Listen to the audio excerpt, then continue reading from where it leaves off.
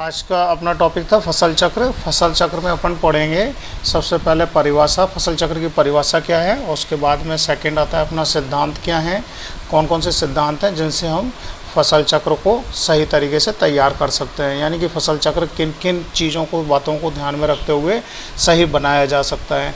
उसके बाद में फसल चक्र से संबंधित मुख्य पॉइंट हैं, फसल चक्र के लाभ क्या क्या हैं, यानी अगर हम फसल चक्र अपनाते हैं तो हमें क्या क्या लाभ मिलने वाले हैं इनसे, या क्या लाभ मिल सकते हैं, इनके बारे में अध्ययन करेंगे। और उसके बाद में है नेक्स्ट हमारा मुख्य फसल चक्र, यानी कि राजस्थान के लिए मुख्य फसल चक्र कौन से हैं, शुष्क क्षेत्रों के लिए कौन से हैं, एक वर्षीय फसल चक्र कौन से हैं, द्विवर्षीय बहुवर्षीय फसल चक्र कौन से हैं, इनके बारे में हम आज अध्ययन करेंगे। तो यहाँ पर हमारा जो आता है सबसे पहले फसल चक्र की परिभाषा। फसल चक्र की परिभाषा क्या है? फसलों को इस प्रकार अदल बदल कर बोना कि मृदा उर्वरता तथा पर्यावरण को हानि न हो, तो उसे हम क्या कहते हैं? फसल चक्र। यानी कि फसल को, जैसे कई बार हम क्या करते हैं, एक ही प्रकार की फसल बोते रहते हैं, एक ही तरह की फसल बोते रहते हैं। एक ही प्रकार का मतलब ये नहीं कि गेहूँ हमने एक बार गेहूँ बो लिया, अगली बार उसके बाद में हमने कोई ग्रेमिनी कुल की गन्ना बो लिया, या उसी से रिलेटेड ग्रेमिनी कुल की, यानी एक ही कुल की, एक ही प्रकार की फसल से मतलब है एक ही कुल की या एक ही फैमिली की लगातार फसलों को बोते रहना। जब हम एक ही फैमिली की लगातार फसलें बोते हैं तो उसकी सामान्यतः उसकी जड़ें, जैसे गेहूँ जौ बाज की बात करें तो इनकी जड़ें जो होती हैं एक निश्चित गहराई तक जाती हैं और वहीं से वो पोषक तत्वों को अवशोषित करती हैं। अगर हम लगातार एक ही कुल की, एक ही प्रकार की फसलों को बोते रहेंगे तो उससे क्या होगा? मृदा के अंदर निश्चित गहराई से या निश्चित डेप्थ के अंदर पोषक तत्वों की कमी हो जाएगी। और उसके बाद जब हम फसल, मान लो हमने 3 बार 4 बार या 5 बार हमने फसल उगा ली, लेकिन नेक्स्ट टाइम जब हम फसल उगाएंगे उसी तरह की, तो उसमें उत्पादन नहीं मिल पाएगा। क्यों नहीं मिलेगा? क्योंकि उस लेवल पर या उस स्तर पर सॉइल के क्या हो चुका? पोषक तत्व खत्म हो चुके या पोषक तत्वों की बहुत ज़्यादा कमी हो चुकी, जिससे पौधों की उचित वृद्धि, विकास और उत्पादन नहीं होगा। तो इसलिए फसलों को इस प्रकार अदल बदल कर बोना कि मृदा की उर्वरता बनी रहे और पर्यावरण को हानि ना हो। खाली हमें ये ध्यान नहीं रखना है फसल चक्र के अंदर कि मृदा हमारी उर्वर बनी रहे या उर्वरता बढ़ती रहे, लेकिन इसके अगर हम खाली मृदा उर्वरता को ध्यान देते हैं और पर्यावरण को ध्यान नहीं देते तो भी हमारी जो फसल है उसका उत्पादन अच्छा नहीं होगा, क्योंकि पर्यावरण को हानि होगी तो नेचुरल है जो हमारा ऊपर उत्पादन जो मिलने वाला है वो उत्पादन अच्छा नहीं होगा। तो इसलिए हमें दोनों चीज़ें ध्यान रखनी है, मृदा उर्वरता भी स्थिर बनी रहे या उसमें वृद्धि हो, कमी ना हो मृदा उर्वरता के अंदर, और पर्यावरण को कोई हानि ना पहुंचे। तो इस प्रकार से जो एक फसल का क्रम बनाया जाता है उसे हम क्या कहते हैं? फसल चक्र। यानी कि फसलों को बोने का एक निश्चित क्रम जिससे मृदा उर्वरता भी स्थिर रहे और पर्यावरण को हानि ना हो, तो उसे हम क्या कहते हैं? फसल चक्र। इसके बाद में सेकंड आता है हमारे फसल चक्र के सिद्धांत। फसल चक्र के सिद्धांतों में हमें कुछ चीज़ें ऐसी हैं जो बहुत ज़्यादा ध्यान रखनी है कि जब हम फसल चक्र को तैयार करते हैं या फसल चक्र बनाते हैं तो उस समय इन सब चीज़ों को हमें बिल्कुल ध्यान में रखना है जिससे हमारा फसल चक्र सही बने। अगर हम किसी सिद्धांत को छोड़ देते हैं या किसी भी तरह की कोई थोड़ी सी लापरवाही कर देते हैं फसल चक्र बनाने में, तो फसल चक्र का हमें वो बेनिफिट नहीं मिल पाएगा जो हमें बेनिफिट मिलना चाहिए। तो यहाँ पर सबसे पहला आता है सिद्धांत, उथली जड़ वाली फसलों के बाद में हमें गहरी जड़ वाली फसलें बोनी है। यानी कि अगर उथली जड़ वाली फसलें जो कम गहरी, उथली का मतलब है कम गहरी जड़ें, जिनकी जड़ें कम गहरी हैं, उसके बाद में नेक्स्ट जो फसल हमें बोनी है वो कौन सी होनी चाहिए? गहरी जड़ वाली होनी चाहिए। क्यों? क्योंकि अगर उथली जड़ वाली है तो ऊपर से उसने पोषक तत्व अवशोषित कर लिए और उसके बाद जब हम नेक्स्ट टाइम वापस उथली जड़ वाली बोएंगे तो उसको पोषक तत्व नहीं मिल पाएंगे। और अगर हमने उथली जड़ वाली पहले बोई है और उसके बाद में गहरी जड़ वाली फसल बोई है तो जो उथली जड़ वाली फसल है उससे क्या होगा? उथली जड़ वाली ऊपर से पोषक तत्व अवशोषित करेगी। नेक्स्ट टाइम हमने गहरी जड़ वाली बोई है तो वो नीचे से, यानी कि उसके स्तर से, नीचे वाले स्तर से पोषक तत्वों को ग्रहण करेगी। जब तक क्या होगा? ऊपरी जो स्तर है उस स्तर में पोषक तत्व संचित हो जाएंगे। क्योंकि मृदा में हम जब उर्वरक डालते हैं तो वो ऐसा तो नहीं करते कि बहुत ज़्यादा गहराई में डालते हैं, एक लेवल पर ही डालते हैं। तो उससे जब पोषक तत्व नीचे की ओर जाएंगे तो वो पोषक तत्व ऊपरी स्तर पर इकट्ठे हो जाएंगे और नीचे वाले में जो संचित हो चुके हैं वो पौधे ग्रहण कर लेंगे। नेक्स्ट टाइम फिर वापस हम क्या करेंगे? गहरी जड़ वाली के बाद में उथली जड़ वाली बोएंगे तो जो ऊपर वाले में संचित हो चुके हैं उन पोषक तत्वों का पौधे उपयोग करेंगे। और जब तक क्या होगा? नीचे वाले संस्तर या नीचे वाली जो लेयर है उसमें पोषक तत्व इकट्ठे होते रहेंगे। सेकंड आता है हमारा सिद्धांत, अधिक पोषक तत्व चाहने वाली फसल के बाद कम पोषक तत्व चाहने वाली फसलें बोना। यानी कि ऐसे फसलें जिनकी पोषक तत्व मांग अधिक होती है, तो उन पोषक तत्वों को, उन फसलों को हम पहले बो देंगे जिनसे वो पोषक तत्वों को अवशोषित कर लेते हैं। लेकिन जब हमें पता है कि हमने अधिक पोषक तत्व चाहने वाली फसल बोई हुई है, तो उसमें क्या होगा, जो पोषक तत्व, अधिकतम पोषक तत्व हैं उनका क्या होगा, यूज हो जाएगा। तो पोषक तत्व मृदा के अंदर कम रहेंगे और इसलिए उसके बाद में हमें क्या करना है, कम पोषक तत्व वाली फसल बोना है, यानी जिनकी मांग कम पोषक तत्व की हो, जिससे पोषक तत्व जो कम रह चुके हैं उन पोषक तत्वों का भी उपयोग करके जो हमारी फसल है वो पूरी तरह से भरपूर उत्पादन दे सके। तो अधिक पोषक तत्व वाली जो फसल है उनके बाद में हमें कौन सी बोनी है, कम पोषक तत्व चाहने वाली फसलें, जिससे जो फसल है हमारी, चाहे वो अधिक पोषक तत्व चाहने वाली हो या कम पोषक तत्व चाहने वाली हो, दोनों से उत्पादन अधिक मिल सके। अगर हमने अधिक पोषक तत्व चाहने वाली फसल के बाद वापस अधिक पोषक तत्व चाहने वाली फसल बो दी, तो इससे क्या होगा, जो हमारा उत्पादन है, फसल का उत्पादन है, वो फसल का उत्पादन क्या होगा, भरपूर नहीं हो पाएगा, क्योंकि जो दूसरी फसल हमने बोई थी अधिक पोषक तत्व चाहने वाली फसल के बाद में, उसका भी उत्पादन क्या हुआ, अधिक हो गया, वो उसका पोषक तत्व की मांग अधिक हो गई।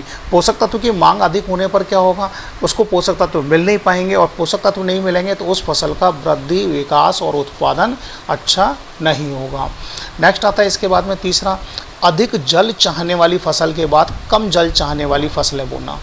अधिक जल चाहने वाली जो फसलें हैं उनके बाद में हमें क्या करना है, कम जल चाहने वाली फसलें बोना है, यानी कि जिनकी जल मांग अधिक है उनके बाद कम जल मांग वाली। अधिक जल मांग का मतलब क्या है, जल मांग का मतलब पौधे को अपना इकाई, जो पौधे को अपना टोटल जीवन काल के लिए जितनी जल की आवश्यकता होती है, जितना जल हमें देना होता है पौधे की वृद्धि, विकास और उत्पादन के लिए, उसे हम क्या कहते हैं, जल मांग कहते हैं। तो अधिक जल मांग वाली फसल के बाद में हमें कम जल मांग वाली फसल बोनी है। किस लिए बोनी है कि अगर हम बार बार अधिक जल पौधों को मृदा में प्रदान करते रहेंगे तो उससे क्या होगा, पोषक तत्व लीचिंग कर जाएंगे, यानी कि नीचे की तरफ चले जाएंगे। तो एक बार हमें अधिक जल वाली देनी है जिससे पोषक तत्व नीचे स्तर पर चले जाएं, और दूसरी बार कम जल मांग वाली जिससे हम पानी कम देंगे तो ऊपरी स्तर पर पोषक तत्वों का संचयन होता रहे। दूसरा, अधिक जल चाहने वाली जो मृदा फसल है उनको में अगर लगातार अधिक जल चाहने वाली फसलों को बोएंगे तो उनकी जड़ों का गहराई एक जैसी होगी, उन फसलों के जो क्या नाम है पानी की मांग है वो एक जैसी होगी। इससे क्या होगा, पानी की मांग बढ़ जाएगी। तो पानी की मांग को भी संतुलित रखने के लिए हम क्या करेंगे, अधिक जल चाहने वाली फसल के बाद कम जल चाहने वाली फसलें ही उगाएंगे। नेक्स्ट इसके बाद में अफलीदार के बाद में फलीदार। अफलीदार और फलीदार, अफलीदार का मतलब क्या है, लेग्यूमिनेसी कुल की फसलों को छोड़ करके अन्य फसलें, और फलीदार का मतलब क्या है, लेग्यूमिनेसी कुल की फसलें। जब हम लेग्यूमिनेसी कुल की फसलें बोते हैं तो उसके बाद में नॉन लेग्यूमिनेसी कुल की फसलें बोएं, या नॉन लेग्यूमिनेसी कुल की फसलें हमने बोई हैं अफलीदार या अदलहन फसल। फलीदार फसल को हम दलहन बोलते हैं और अफलीदार को अदलहन। अगर हमने अदलहन फसलें बोई हैं तो उसके बाद में दलहन फसलें बोएं। इसके हमें कई सारे फ़ायदे होते हैं। एक तो जितनी भी फलीदार फसलें हैं, लेग्यूमिनेसी कुल की फसलें हैं, वो नाइट्रोजन का स्थिरीकरण करती हैं मृदा में, जिससे प्राकृतिक नाइट्रोजन मृदा को मिल पाती है। तो इससे नाइट्रोजन की मांग कम होती है, यानी कि हमारी फसल की लागत कम होती है, जिससे हमें लाभ अधिक मिलेगा, यानी शुद्ध लाभ अधिक होगा। दूसरा, मृदा की भौतिक दशा को सुधारने में भी फलीदार फसलों का यानी लेग्यूमिनेसी कुल की फसलों का बहुत बड़ा योगदान है, क्योंकि इसकी जड़ें थोड़ी गहरी होती हैं और जड़ें फैलती काफ़ी हैं, जिससे मृदा को सरंध्र बनाती हैं।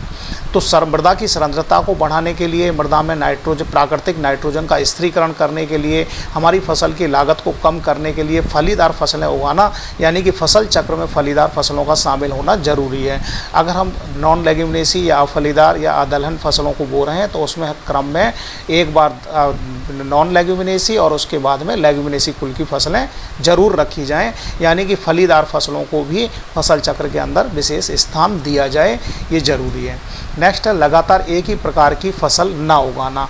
जैसा मैंने अभी बताया था डेफिनेशन में कि लगातार जब हम एक ही प्रकार की या एक ही कुल की फसलें लगातार उगाते रहते हैं तो उससे मृदा के एक स्तर से पोषक तत्वों की लगातार कमी होती रहती है, और लगातार कमी होने पर क्या होगा, जब फसल पोषक तत्वों की लगातार कमी हो जाएगी तो जो भी फसल हम उगा रहे हैं उस फसल का वृद्धि, विकास और उत्पादन तीनों चीज़ें घटने लगेंगी धीरे धीरे। जैसे हमने एक बार पहली फसल बोई, उसमें हो सकता है हमें उत्पादन अच्छा मिल जाए, लेकिन उसके बाद उसी कुल की हमने दोबारा फसल बोई तो उसमें फसल उत्पादन जो है कुछ कम होगा, तीसरी बार और कम होगा, क्योंकि लगातार एक ही कुल की फसल है उनकी जो पोषक तत्वों की मांग है वो भी निश्चित है। क्या उसको मान लो फास्फोरस अधिक चाहिए या नाइट्रोजन अधिक चाहिए या पोटेशियम अधिक चाहिए या उसे क्या नाम है सोडियम अधिक चाहिए। तो इस तरह के कोई भी जो तत्व है पर्टिकुलर हर कुल की फसल के एक निश्चित पोषक तत्व होते हैं जिनकी मांग उनको ज़्यादा होती है, और जब वो उनका ज़्यादा उपयोग करते रहते हैं लगातार हम वही फसलें, तो उन विशेष पोषक तत्वों की उस कुल के लिए जो आवश्यक पोषक तत्व हैं उनकी विशेष पोषक तत्वों की कमी हो जाती है, और उन पोषक तत्वों की कमी होने के कारण क्या होगा, फसल का उत्पादन कम हो जाएगा, क्योंकि उनकी हम पूर्ति नहीं कर पाते, और पूर्ति नहीं हो पाएगी तो क्या होगा, उसका उत्पादन धीरे धीरे घटने लगेगा। तो इसलिए लगातार एक ही प्रकार की या एक ही कुल की फसलें हमें नहीं उगानी है। इसके बाद में फसल चक्र में हमें ध्यान देना है कि जो हमारे पास उपलब्ध संसाधन है उनका पूर्ण उपयोग किया जाए। अगर हम ये कहें कि हमारे पास जो उपलब्ध संसाधन है उनका हम पूर्ण उपयोग नहीं कर रहे हैं तो भी हमें बहुत बड़ी हानि होती है। फॉर एग्जांपल जैसे हमने मान लो हमारे पास 10 बीघे का खेत है, और 10 बीघे के खेत के लिए हमने जो भी फसल चक्र बनाया उस फसल चक्र को तो हमने तैयार कर लिया, लेकिन उसके लिए उपलब्ध संसाधन में हमारे पास जैसे ट्रैक्टर है, हमारे पास हैरो है, कल्टीवेटर है, थ्रेसर है, ये सारी चीज़ें हमारे पास मौजूद हैं, लेकिन हम ट्रैक्टर का पूरा उपयोग नहीं कर रहे हैं। ट्रैक्टर हमारा खड़ा हुआ है तो क्या हमें उसकी रेट जो आज की डेट में उसकी जो कीमत है वो कीमत क्या साल भर बाद वही मिल पाएगी, हमें नहीं मिल पाएगी। हम उसे यूज करें ना करें, लेकिन जो हमारे पास कृषि के संसाधन या कृषि के उपकरण या कृषि की जितनी मशीनें हैं उनकी जो मूल्य है वो दिन प्रतिदिन या प्रति वर्ष घटती जाती है, क्योंकि उस पर घिसावट चार्ज जो लगता है उसके अकॉर्डिंग जो डेली है या ईयरली उनकी रेट कम हो जाती है। फॉर एग्जांपल जैसे हमने मोटरसाइकिल परचेज करके हमने 1 किलोमीटर भी नहीं चलाई और ला करके घर खड़ी कर दी, साल भर बाद अगर हम उसे बेचते हैं तो क्या उसी रेट में बिकेगी? नहीं बिकेगी। क्यों? क्योंकि उसका डेप्रिसिएशन चार्ज खड़े उसका डेप्रिसिएशन चार्ज कम हो गया, यानी कि घिसावट चार्ज, चाहे हमने बिल्कुल घिसावट ना हुई हो लेकिन उसका जो टाइम के अकॉर्डिंग उसकी रेट कम होती चली जाती है। तो यहाँ पर हमारे पास जो कृषि संसाधन है, एग्रीकल्चर जितने भी रिसोर्सेज हैं उन रिसोर्सेज को हमें क्या करना है, यूज में लेना है। किसके अंदर? फसल चक्र के अंदर पूरी तरह से, यानी जितना हम अधिकतम यूज कर सकते हैं, दुरुपयोग नहीं करना है, मिसयूज नहीं करना है, लेकिन हमें उनका इतना यूज करना है कि जितनी हमारी लागत है और जितना डेप्रिसिएशन है वो हमारा वसूल हो जाए। जैसे अगर हम मान लो ट्रैक्टर हमारे पास खड़ा हुआ है, हमने 8 लाख का ट्रैक्टर खरीदा और ट्रैक्टर की नेक्स्ट ईयर जो कॉस्ट है वो मान लो 7.5 लाख होती है, 7.5 लाख तो 50,000 रुपये पर ईयर का डेप्रिसिएशन हुआ, क्योंकि एक साल में उसकी कीमत एक साल बाद कितनी हो जाएगी, चाहे वो खड़ा रहे चाहे वो चले, तो उसकी कीमत कितनी हो जाएगी, 50,000 कम हो जाएगी, 8 लाख की जगह 7.5 लाख रह गई। तो वो 50,000 का हमने यूज किया क्या? अगर वो 50,000 हम उससे काम नहीं ले पाए 50,000 रुपये का, तो वो हमारे लिए बेकार है। हमारे खड़े खड़े भी अब हमने काम तो दूसरे से करवाया ट्रैक्टर का, लेकिन हमारा ट्रैक्टर खड़ा हुआ था तो उससे भी हमारी तो कीमत कम हुई। तो इसलिए ये ज़रूरी है कि जितने भी हमारे जो संसाधन है उनका सदुपयोग होता रहे, पूर्ण उपयोग होता रहे, जिससे उनका जो घिसावट चार्ज या घिसावट मूल्य जो कम होता है उसकी हम वसूली कर सकें और हमारी जो लागत है वो हमारी सुरक्षित बनी रहे या कम रहे, और उसके अलावा नेट जो शुद्ध प्रॉफिट या लाभ है हमारा वो अधिक हो। नेक्स्ट इसके बाद में फसल बाजार मांग पर आधारित होनी चाहिए। अगर हम बात करें फसल चक्र की, तो फसल चक्र के अंदर ऐसी फसलों को शामिल करना है जिनकी बाज़ार में मांग हो। यानी कि अगर हमने फसल उत्पादन कोई भी हमने ऐसी फसल ले ली जिसकी हमारे आसपास के बाज़ार में कोई मांग ही नहीं है, डिमांड नहीं है, उस फसल का उत्पादन प्राप्त करके हम बेचेंगे कहाँ? बेचेंगे नहीं तो हमें लाभ नहीं मिलेगा। और अगर हम दूर बेचने जाते हैं तो हमारा फसल का उत्पादन लागत क्यों महंगा हो जाएगा, ज़्यादा हो जाएगा। क्यों? क्योंकि हमें दूर भेजने में उसका खर्चा ज़्यादा देना पड़ेगा। तो इसलिए हमें ये ध्यान रखना होता है कि बाज़ार जो हमारे आसपास के बाज़ार हैं उनमें उस फसल की मांग है या नहीं है। तो उस मांग पर आधारित फसलों का हमें चयन करना होता है। फसल चक्र के अंदर हमें पहले लिस्टिंग करनी होती है कि हमें ये फसल हमारे यहाँ आसपास में मांग है, इनकी डिमांड अच्छी है और इनका मूल्य अच्छा मिलता है, औसत हर साल इनका मूल्य अच्छा रहता है। फिर उसके बाद में हमें उनमें से चुनना होता है कि हमें कौन सी फसल अपने लिए उपयोग में लेनी है, जो फसल चक्र में रखनी है। तो उसमें से हमने दलहन और अदलहन 2 प्रकार की फसलें छांट ली मौसम के अनुसार कि ये फसल हमें उगानी है। अब उन फसलों को छांटने के बाद में हमें और ध्यान रखना होता है क्या उन फसलों से हमें घरेलू जो आवश्यकता है उसकी पूर्ति होगी कि नहीं होगी, तो वो आगे आएगा पॉइंट जब मैं बताऊंगा। तो यहाँ पर जो फसल की बाजार की मांग है उसके आधार पर फसलों का चयन करना चाहिए। नेक्स्ट है मृदा क्षरण करने वाली फसलों के बाद में मृदा क्षरण को रोकने वाली फसलें बोनी चाहिए। यानी कि ऐसी फसलें जो मृदा क्षरण को बढ़ाती हैं या बढ़ावा देती हैं। मृदा क्षरण जैसे अभी आज सुबह ही अपना टॉपिक चल रहा था 12 तेजी में, तो मृदा क्षरण का मतलब क्या है? मृदा कणों का स्थानांतरण। जब मृदा कण एक जगह से दूसरी जगह पर स्थानांतरित होते हैं तो उसे हम कहते हैं मृदा क्षरण, चाहे वो अपनी जगह से हट करके बिल्कुल जस्ट अपने बगल में ही दूसरे कण के पास आ जाएं, तो है वो मृदा क्षरण, क्योंकि मृदा कणों का अपना स्थानांतरण कर लिया, अपने स्थान से दूसरे स्थान पर चले गए। तो ऐसी फसलें जो मृदा क्षरण को बढ़ावा देती हैं या जिनसे मृदा क्षरण अधिक होता है, तो उनके बाद ऐसी फसलें वो हैं जिनसे मृदा क्षरण कम होता है। तो यहाँ पर हमने कुछ आज सुबह मॉर्निंग की क्लास में हमने देखा था कि मृदा क्षरण को जब बढ़ाने वाली फसलें, जिन फसलों में P/P और R/R अधिक होता है और उनकी जड़ें ज़्यादा फैलने वाली नहीं होती हैं, तो ऐसी फसलें क्या करती हैं? मृदा क्षरण को बढ़ावा देती हैं।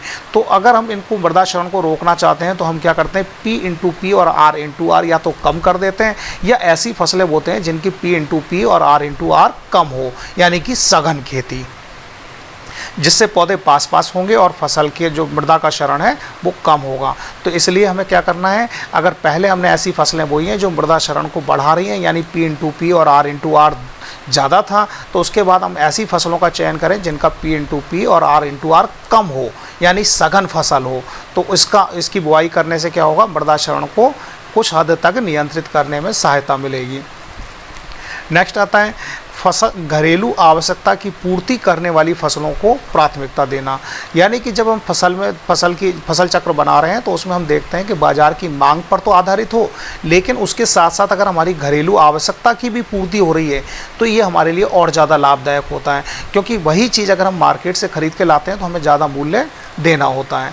तो अगर बाजार मांग के साथ साथ हमारी घरेलू आवश्यकता भी पूर्ति हो जाए तो इससे हमें लाभ अधिक होता है, यानी कि शुद्ध लाभ हमारा बढ़ जाता है और लागत हमें जो घर में जो चीज़ रिक्वायरमेंट है, जिन चीज़ों की, वो चीज़ हमें कम मूल्य पर उपलब्ध हो जाती हैं। तो यहाँ पर हमें ध्यान देना है कि जो फसल हम चक्र बना रहे हैं उसमें बाजार मांग और उसके साथ में घरेलू आवश्यकता की पूर्ति करने वाली फसलों पर हमें ध्यान देना होगा। जब हम लिस्टिंग करते हैं तो घरेलू आवश्यकता की पूर्ति करने वाली फसलों पर हमें विशेष ध्यान देना है कि ऐसी फसल का चयन करें जिसकी बाजार मांग भी अधिक हो और बाजार मांग के साथ साथ उसकी घरेलू आवश्यकता की भी पूर्ति हो जाए, यानी कि घर की आवश्यकता की अधिकतम पूर्ति होती रहे। अब घर की आवश्यकता की बात करते हैं और बाजार मांग की बात करते हैं तो हमें उनमें ये देखना होगा बाजार मांग सबसे ज़्यादा किसकी रहती है और बराबर किसकी बनी रहती है।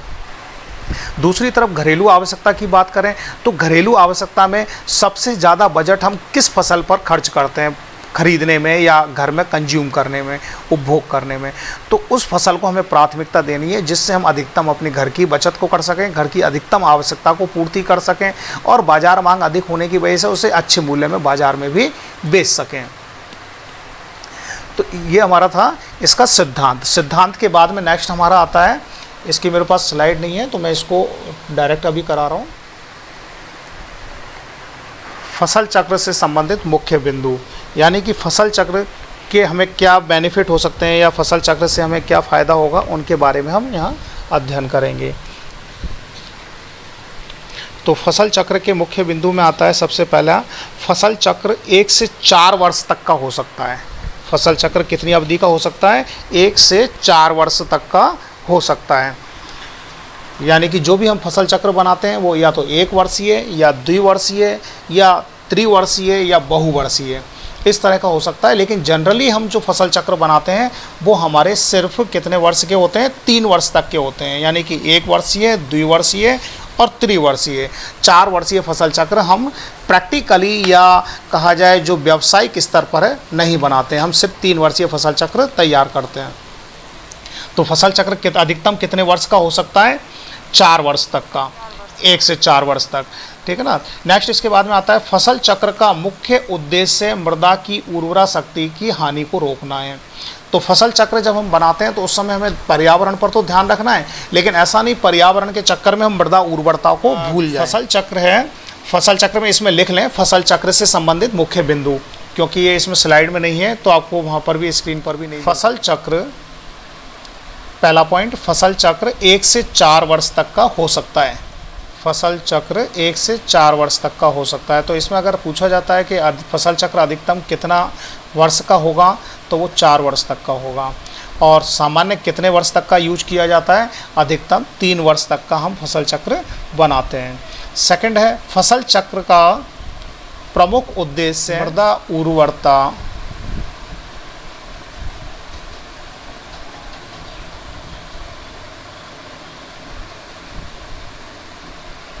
की हानि को रोकना है। नेक्स्ट इसके बाद में थर्ड, फसल चक्र, थर्ड पॉइंट, फसल चक्र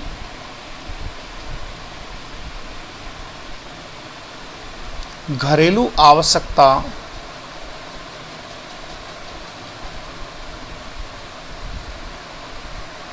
की पूर्ति करने वाला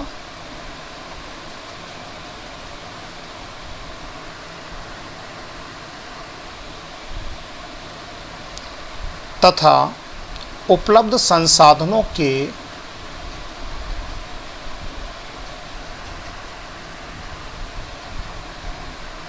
पूर्ण सदुपयोग करने वाला होना चाहिए। फसल चक्र अपनाने से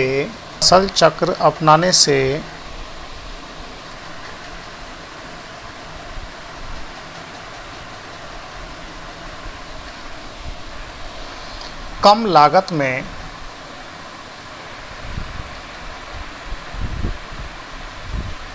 अधिक उत्पादन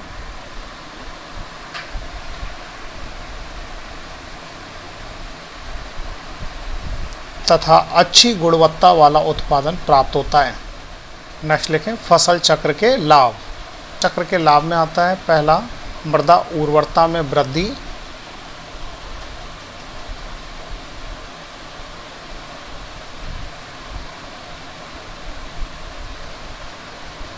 यानी कि जब हम फसल चक्र अपनाएंगे तो फसल चक्र में हम दलहनी फसलें उगाते हैं, दलहनी के बाद में दलहनी फसलें उगाना। दूसरा गहरी जड़ों वाली के बाद में कम गहरी जड़ें यानी उथली जड़ें वाली फसलें उगाना। तो इससे क्या होता है, मृदा उर्वरता हमारी स्थिर बनी रहती है, मृदा उर्वरता में वृद्धि होती है। सेकंड है, मृदा की भौतिक दशा में सुधार होता है। सेकंड पॉइंट डाल दें, मृदा की भौतिक दशा में सुधार। फसल चक्र में हम क्या करते हैं, अलग अलग प्रकार की अलग अलग कुल की फसलें अदल बदल करके बोते रहते हैं, जिससे मृदा की भौतिक दशा में सुधार होता है। यानी कि मृदा का कणाकार, मृदा का गठन, मृदा की संरचना, इन सब चीज़ों में सुधार होता है।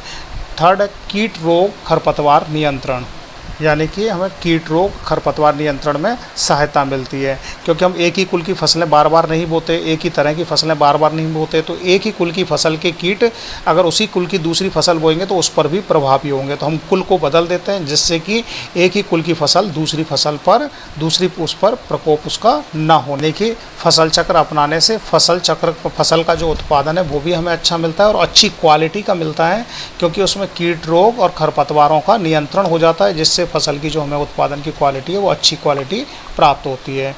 नेक्स्ट है, मृदा क्षरण की रोकथाम। लाभ में नेक्स्ट, मृदा क्षरण की रोकथाम, यानी कि मृदा क्षरण का नियंत्रण होता है, क्योंकि हम विरल फसलें हैं जो जिनका P/P और R/R अधिक है, उसके बाद में हम कैसी बोते हैं, सघन फसलें बोते हैं, जिससे मृदा क्षरण को नियंत्रण करने में सहायता मिलती है। नेक्स्ट है, मृदा विकार में कमी। मृदा विकार का मतलब है मृदा में हानिकारक सूक्ष्मजीव ज़्यादा होना, या मृदा के अंदर हानिकारक सूक्ष्म जीवों के साथ साथ कीट, ऐसे हानिकारक कीट जो फसलों की जड़ों को काट जाते हैं या नुकसान पहुंचाते हैं। तो इस तरह के सूत्रकृमि ये सब क्या करते हैं, मृदा के अंदर विकार उत्पन्न कर देते हैं। तो मृदा विकार में इससे कमी आती है। नेक्स्ट है, एक ही खेत में विभिन्न फसलों का उत्पादन, क्योंकि फसल चक्र के अंदर हम कई बार क्या करते हैं, फसल चक्र के अंदर मिश्रित फसल का भी हम उपयोग कर लेते हैं, या एक साथ में 2 फसलें बो लेते हैं, या हम अलग अलग छोटे छोटे भागों में खेत को बांट करके और अलग अलग प्रकार की फसलें उगा लेते हैं, क्योंकि हमारी आवश्यकता की मांग को, घरेलू आवश्यकता की पूर्ति के लिए हम एक से अधिक प्रकार की फसलें भी एक समय में उगा लेते हैं। अधिक आर्थिक लाभ, क्योंकि अधिक उत्पादन मिलेगा, लागत कम होगी, तो हमें लाभ भी, जो शुद्ध लाभ है वो अधिक होगा। नेक्स्ट लिखें, मृदा में नाइट्रोजन की मात्रा में वृद्धि। जब हम दलहनी फसलें बोते हैं तो दलहनी फसलें क्या करती हैं, मृदा में नाइट्रोजन का स्थिरीकरण करती हैं, जिससे नाइट्रोजन की मात्रा में वृद्धि होती है। नेक्स्ट, घरेलू आवश्यकताओं की पूर्ति। सुनियोजित प्रबंधन, ठीक है, समय, श्रम व धन की बचत। अब सुनियोजित प्रबंधन का मतलब क्या है? सुनियोजित प्रबंधन और समय, श्रम, धन की बचत कैसे होगी?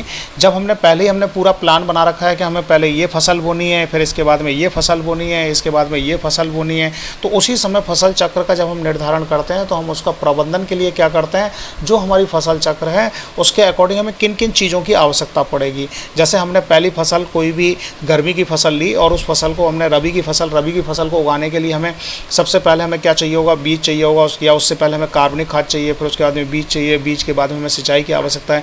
तो वो हम एक क्रम बनाते हैं पूरा और उसी के अकॉर्डिंग हम काम करते हैं। तो हमें पहले पता होता है हमें किस समय पर क्या चीज़ चाहिए होगी, तो इसलिए हम उसकी व्यवस्था अच्छी तरह से कर लेते हैं। अब कई बार क्या है, बीज खरीदना लेकिन हमारे पास पैसे नहीं है, लेकिन हमें जब फसल चक्र हमारे पास होता है तो हमें सोचने की ज़रूरत नहीं पड़ती कि इस बार क्या बोया जाए। हमारे पास निर्धारित होती है, पहले ही डिसाइडेड होता है कि ये फसल हमें तैयार करनी है या इस फसल को बोना है। तो उसके लिए हम क्या करते हैं, समय पर ही बीज का उपयोग कर लेते हैं। तो बीज का उपयोग करने से समय पर बीज, समय आवास, जो हमारी फसल प्रबंधन की हम बात करते हैं, सुनियोजित प्रबंधन की बात करते हैं, तो जब हमें पहले ही पता है कि हमारा फसल चक्र, हमें इस फसल को उगाना है, इस फसल के लिए हमें इन चीज़ों की आवश्यकता पड़नी है, तो उन सब चीज़ों की हम व्यवस्था समय पर कर लेते हैं। इससे क्या होता है, हमारा जो फसल प्रबंधन है वो सुनियोजित होता है, यानी अच्छी तरीके से हम उसका प्रबंधन कर पाते हैं। और जब अच्छी तरह से प्रबंधन करना है तो अब एक बार हम मार्केट गए तो हमें पता है कि मार्केट से हमें क्या क्या चीज़ की ज़रूरत है और क्या क्या चीज़ लानी है, क्योंकि हमारे पास लिस्टिंग बनी हुई है। तो हम उस समय पर क्या करते हैं, सारी चीज़ें एक बार में ला करके रख लेते हैं, जिससे हमारा समय, श्रम और धन की बचत होती है। यानी कि अगर हम बार बार मार्केट जाएंगे तो समय भी खर्च होगा, मेहनत भी लगेगी और पैसा भी खर्च होगा। तो इसलिए हम क्या करें, एक साथ ही जो लिस्टिंग है हमारे पास, ये जो हमने प्रबंधन किया हुआ, जो हमने प्लान बनाया हुआ है, उस प्लान के अकॉर्डिंग हम सारी चीज़ों को परचेज कर लेते हैं, जिससे समय, श्रम और धन की हमारी बचत होती है। अब इसके बाद टॉपिक डालें जो इम्पोर्टेंट पॉइंट है, राजस्थान के लिए फसल चक्र। फसल चक्र के अंदर हम कई बार क्या करते हैं, फसल चक्र के अंदर मिश्रित फसल का भी हम उपयोग कर लेते हैं, या एक साथ में दो फसलें बो लेते हैं, या हम अलग अलग छोटे छोटे भागों में फसल खेत को बांट करके और अलग अलग प्रकार की फसलें उगा लेते हैं, क्योंकि हमारी आवश्यकता की मांग को, घरेलू आवश्यकता की पूर्ति के लिए हम एक से अधिक प्रकार की फसलें भी एक समय में उगा लेते हैं। नेक्स्ट है अधिक आर्थिक लाभ।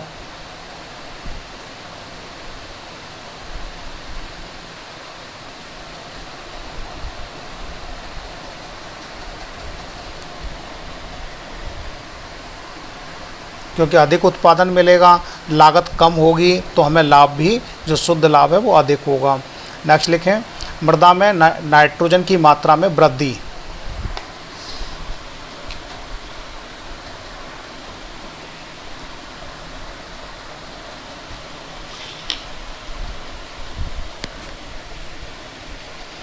जब हम दलहनी फसलें बोते हैं तो दलहनी फसलें क्या करती हैं, मृदा में नाइट्रोजन का स्थिरीकरण करती हैं, जिससे नाइट्रोजन की मात्रा में वृद्धि होती है। नेक्स्ट, घरेलू आवश्यकताओं की पूर्ति।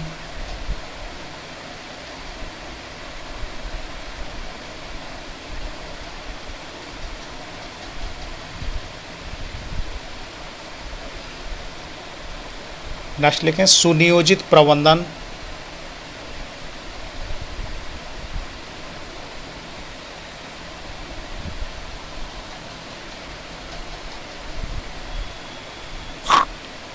नेक्स्ट लिखें, समय, श्रम व धन की बचत।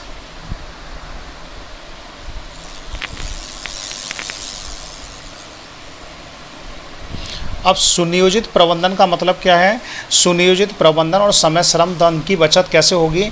जब हमने पूरा प्लान बना रखा है कि हमें पहले ये फसल बोनी है, फिर इसके बाद में ये फसल बोनी है, इसके बाद में ये फसल बोनी है, तो उसी समय फसल चक्र का जब हम निर्धारण करते हैं तो हम उसका प्रबंधन के लिए क्या करते हैं, जो हमारी फसल चक्र है उसके अकॉर्डिंग हमें किन किन चीज़ों की आवश्यकता पड़ेगी। जैसे हमने पहली फसल कोई भी गर्मी की फसल ली और उस फसल को हमने रबी की फसल को उगाने के लिए हमें सबसे पहले हमें क्या चाहिए होगा, बीज चाहिए होगा, या उससे पहले हमें कार्बनिक खाद चाहिए, फिर उसके बाद में बीज चाहिए, बीज के बाद में हमें सिंचाई की आवश्यकता है। तो वो हम एक क्रम बनाते हैं पूरा और उसी के अकॉर्डिंग हम काम करते हैं। तो हमें पहले पता होता है हमें किस समय पर क्या चीज़ चाहिए होगी, तो इसलिए हम उसकी व्यवस्था अच्छी तरह से कर लेते हैं। अब कई बार क्या है, बीज खरीदना लेकिन हमारे पास पैसे नहीं है, लेकिन हमें जब फसल चक्र हमारे पास होता है तो हमें सोचने की ज़रूरत नहीं पड़ती कि इस बार क्या बोया जाए। हमारे पास निर्धारित होती है, पहले ही डिसाइडेड होता है कि ये फसल हमें तैयार करनी है या इस फसल को बोना है। तो उसके लिए हम क्या करते हैं, समय पर ही बीज का उपयोग कर लेते हैं।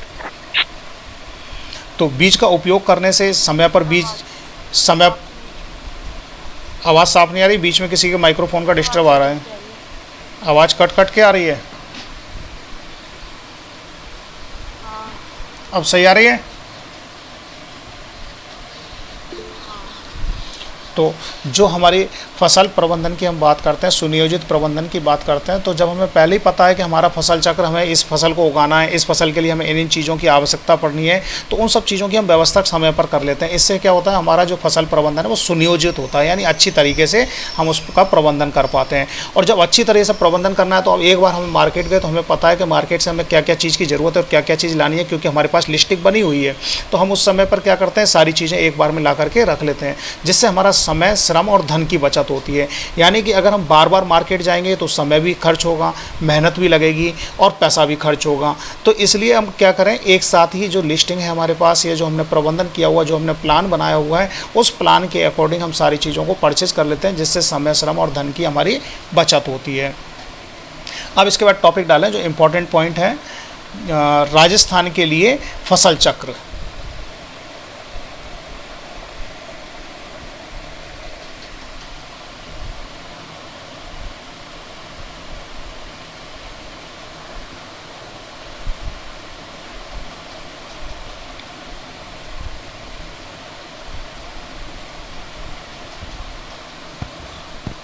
लिख लिया?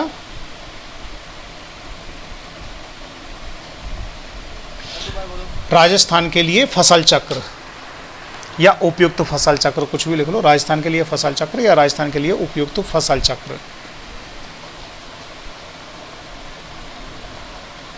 इसमें ए डालें, एक वर्षीय फसल चक्र।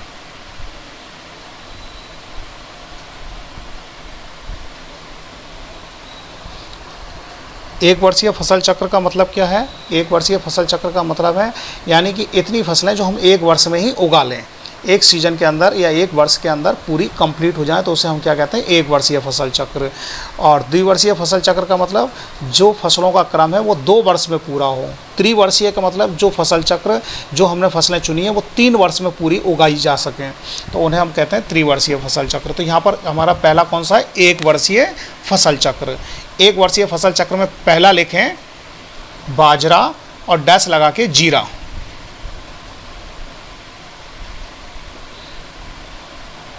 बाजरा डैश जीरा, इसका मतलब क्या है? पहले हमें बाजरा बोना है और बाजरा की जब फसल हमारी हार्वेस्ट हो जाए, कटाई हो जाए, उसके बाद में हमें नेक्स्ट जीरा बो सकते हैं। सेकंड तिल डैश गेहूँ।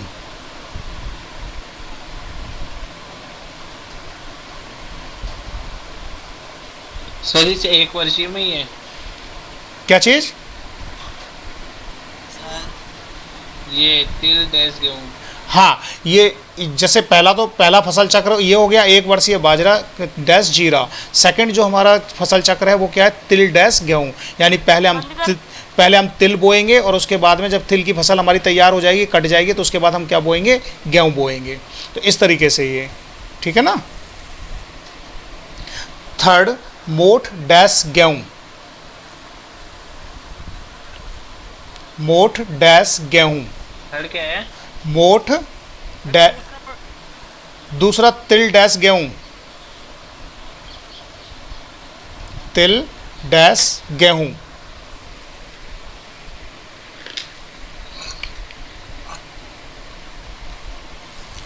तीसरा मोठ डैश गेहूँ।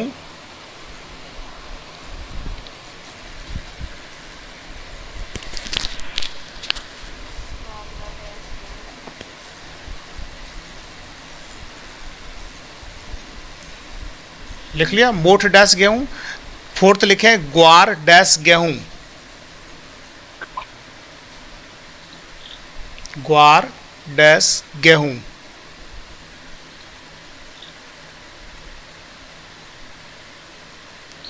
फिफ्थ लिखें बाजरा डैश गेहूँ।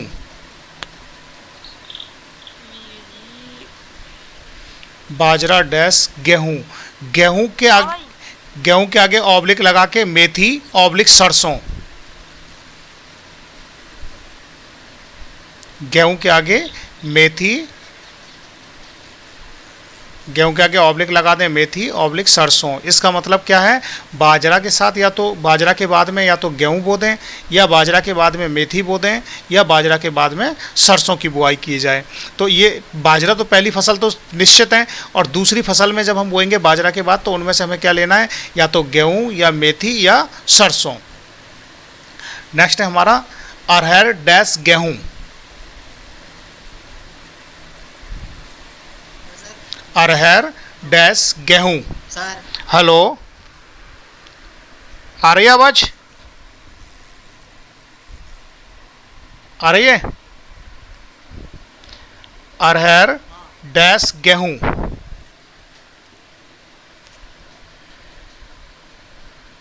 वर्षीय वो ही है ना। हाँ, हाँ अभी 1 वर्ष यही चल रहा है। जब तक 2 फसलें हैं जब तक एक वर्षीय ही है। फिर इसके बाद में मक्का डैश चना, 7वां चल रहा है ना ये, मक्का डैश चना। 8वां मूंगफली डैश गेहूं।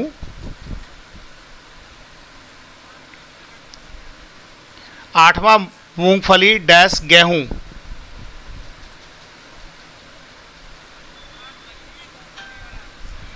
हाँ जो भी है लिख ले। तो 8वां है। मूंगफली डैश गेहूं ऑब्लिक चना ऑब्लिक जौ। इसका मतलब क्या हो गया, मूंगफली तो हमारी पहली क्रॉप है ही है, और उसके बाद सेकंड क्रॉप में हम क्या बो सकते हैं, मूंगफली के बाद या तो गेहूं, या मूंगफली के बाद में चना, या मूंगफली के बाद में जौ। तो यानी गेहूं या चना या जौ में से कोई भी सेकंड क्रॉप हम बो सकते हैं। नेक्स्ट लिखें मक्का डैश मसूर। मक्का डैश मसूर।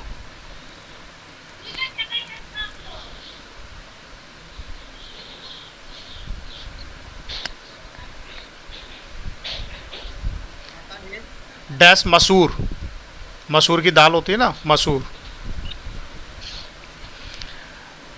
नेक्स्ट सोयाबीन डैश गेहूं। सोयाबीन डैश गेहूं।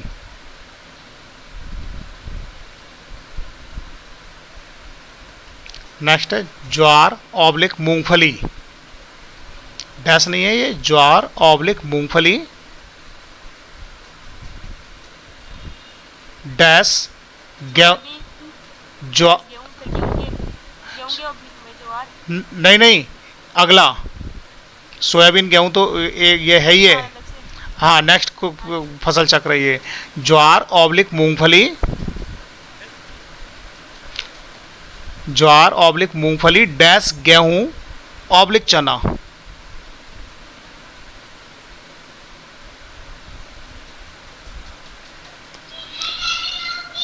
यानी कि पहली क्रॉप में हम या तो ज्वार ले लें या मूंगफली ले लें, और उसके बाद में दूसरी क्रॉप में हम क्या ले सकते हैं, गेहूं या चना ले सकते हैं।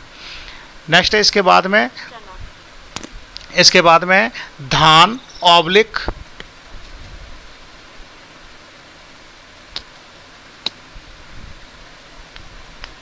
मक्का ऑब्लिक ज्वार। धान ऑब्लिक मक्का ऑब्लिक ज्वार डैश, हाँ मक्का ऑब्लिक ज्वार डैश गेहूं।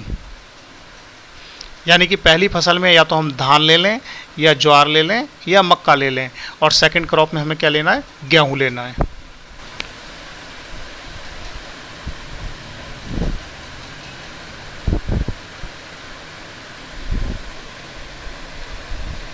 इसके बाद में डालें, अब ए डाला था 1 वर्षीय फसल चक्र, इसके बाद में बी डालें 2 वर्षीय फसल चक्र।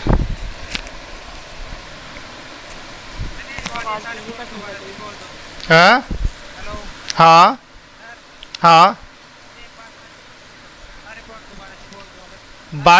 हाँ हाँ हाँ मिलाता जा, बाजरा जीरा,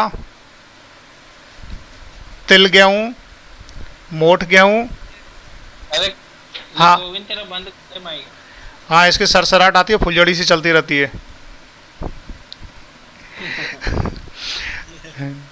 मिलाते जाएं, पहले मैं डैश नहीं बोल रहा हूँ, बीच में है ना जो भी है, पहला बाजरा जीरा, तिल गेहूं, मोठ गेहूँ, ग्वार गेहूँ, बाजरा गेहूँ, गेहूँ के साथ में ऑब्लिक में है मेथी सरसों, फिर इसके बाद में अरहर गेहूँ, सातवां है मक्का चना, आठवां है मूंगफली गेहूँ, गेहूँ के साथ में ऑब्लिक चना ऑब्लिक जौ, फिर नवां है मक्का मसूर, 10वां है सोयाबीन गेहूँ, 11वां है ज्वार ऑब्लिक मूंगफली डैश गेहूँ ऑब्लिक चना, 12वां है धान ज्वार मक्का, ये ऑब्लिक में है धान ऑब्लिक ज्वार ऑब्लिक मक्का डैश गेहूँ। ये थे 12 फसल चक्र जो एक वर्षीय है।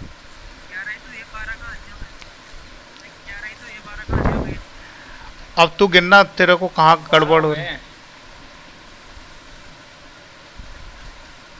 इसके बाद में है द्विवर्षीय फसल चक्र डाल दें, द्विवर्षीय फसल चक्र।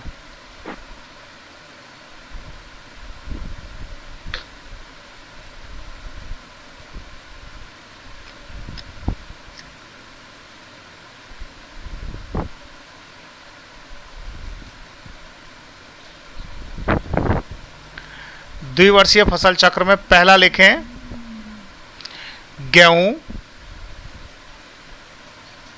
गेहूं नहीं ग्वार, पहला ग्वार करना, गेहूं इसके बाद में है ग्वार डैश गेहूं डैश बाजरा डैश चना डैश चना। पहली ग्वार, पहली वर्ष में हम क्या करेंगे ग्वार ले ली, उसके बाद गेहूं ले ली। दूसरे वर्ष में क्या करेंगे बाजरा ले ली, ग्वार डैश गेहूं डैश बाजरा डैश चना। द्विवर्षीय फसल चक्र में सर आवाज नहीं आ रही आपकी। मेरी आवाज नहीं आ रही। हेलो हेलो, अब आ गई सर, आप बोलो पहला क्या था। पहला है द्विवर्षीय फसल चक्र में लिख रहे हो ना, द्विवर्षीय फसल चक्र डाल दिया। हाँ द्विवर्षीय फसल चक्र में पहला लिखें ग्वार डैश गेहूं कट गई। ग्वार डैश गेहूं डैश बाजरा डैश चना। 4 क्रॉप हो गई इसके अंदर।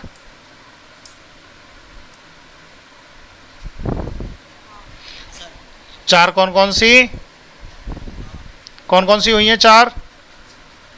वहाँ देश के हाँ हाँ ज्वार गेहूं बाजरा चना। हाँ, चारों के बीच, तीनों के, इन चारों के बीच में डैश है, ऑब्लिक नहीं है कहीं भी, ठीक है ना। तो 2 तो एक वर्ष में और दूसरे वर्ष में बाकी की 2। नेक्स्ट लिखें सेकंड नंबर का जो फसल चक्र है द्विवर्षीय है। ये किसके माइक्रोफोन की इतनी आवाज आ रही है, उसे बंद कर लो। मक्का डैश गेहूं, मक्का डैश गेहूं डैश उड़द डैश चना। मक्का गेहूं उड़द चना, इनके बीच में सब में डैश है।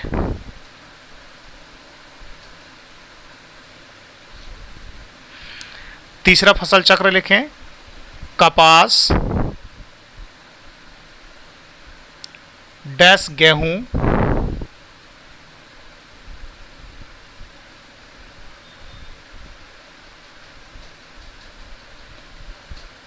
डैश ग्वार डैश गेहूं ऑब्लिक सरसों। हाँ, दोबारा गेहूं दूसरे वर्ष। पहली बार तो पहले वर्ष में तो क्या किया हमने कपास ले लिया, कपास के बाद गेहूं बो लिया। दूसरी बार फिर हमने क्या किया ग्वार बो लिया, ग्वार के बाद में गेहूं ले लिया, या सरसों ले ली, तो गेहूं ऑब्लिक सरसों लिख लिया। इसके बाद डालें त्रिवर्षीय फसल चक्र।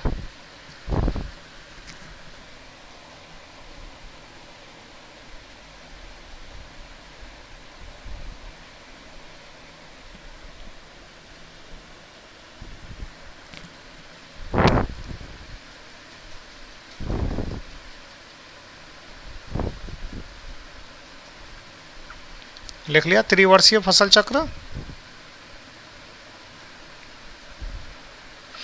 त्रिवर्षीय फसल चक्र में पहला लिखें मक्का डैश गन्ना, मक्का डैश गन्ना डैश पेड़ी डैश गेहूं।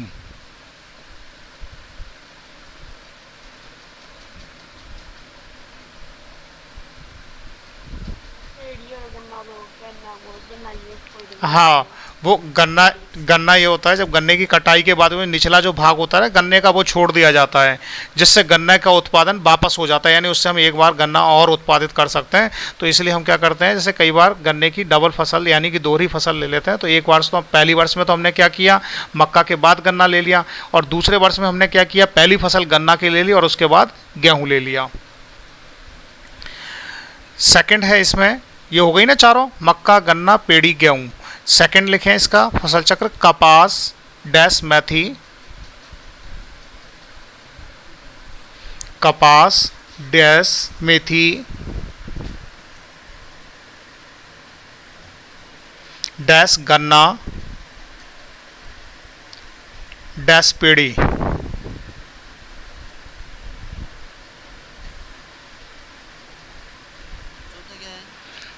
पेड़ी, हाँ। दूसरा कौन सा, गन्ना, ये कपास वाला, कपास मेथी गन्ना पेड़ी, कपास डैश मेथी डैश गन्ना डैश पेड़ी।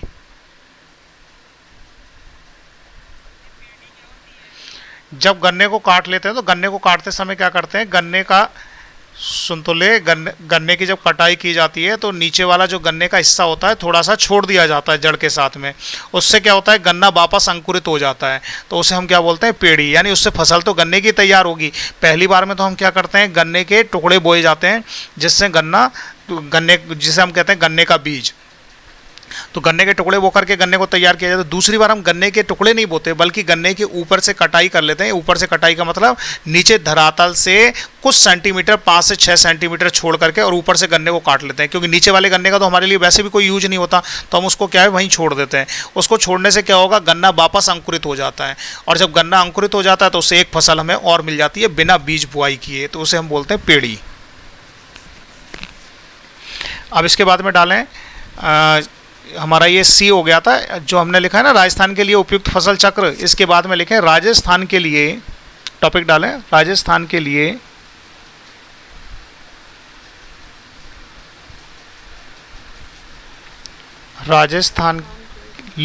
उपयुक्त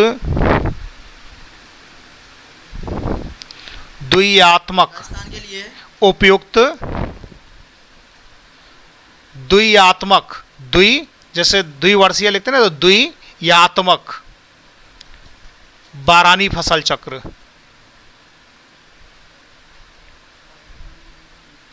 द्वियात्मक बारानी फसल चक्र। द्वियात्मक का मतलब है दो फसलों का,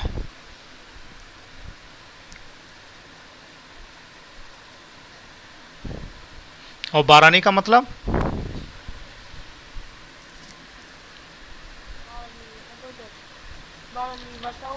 हाँ हाँ 30 से 100 सेंटीमीटर वर्षा। हाँ, इसमें लिखें पहला बाजरा डैश चना,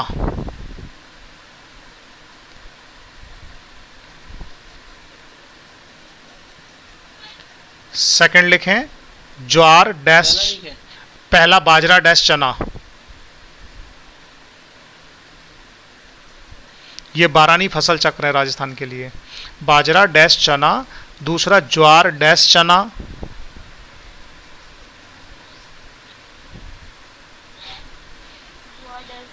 हाँ, तीसरा मक्का डैश सरसों,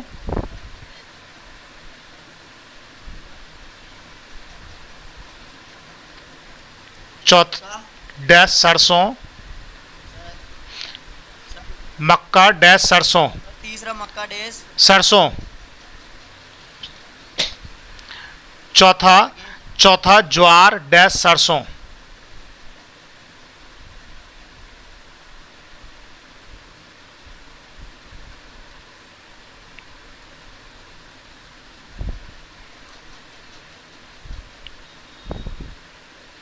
लिख लिया।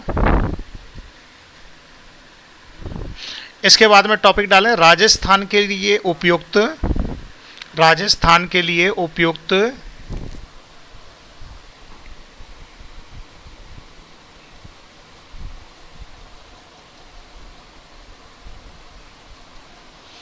द्विआत्मक सिंचित फसल, उपयुक्त द्विआत्मक सिंचित फसल चक्र।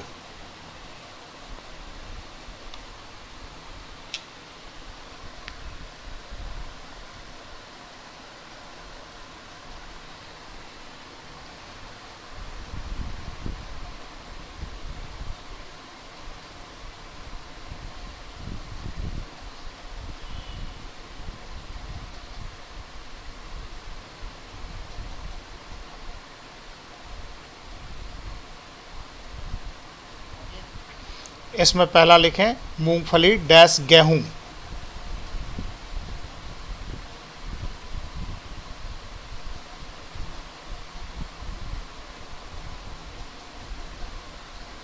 सेकंड लिखें धान डैश गेहूं ऑब्लिक जौ।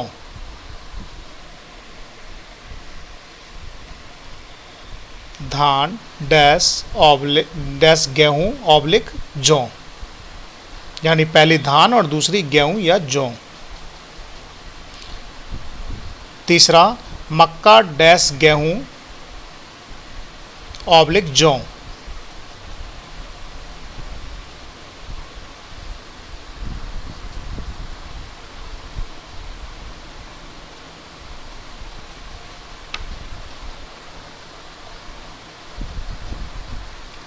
लिख लिया।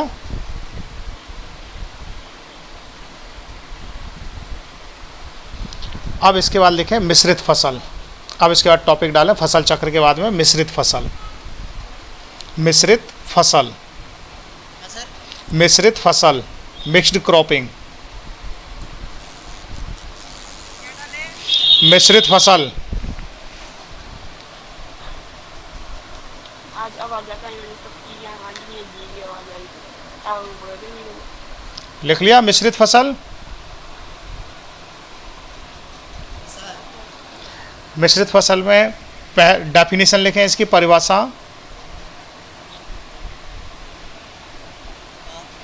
एक ही ऋतु में, एक ही ऋतु में एक ही खेत में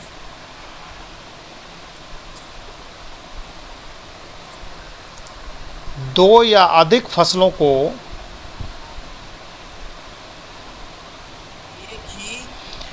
एक ही खेत में दो या अधिक फसलों को एक ही ऋतु में एक ही खेत में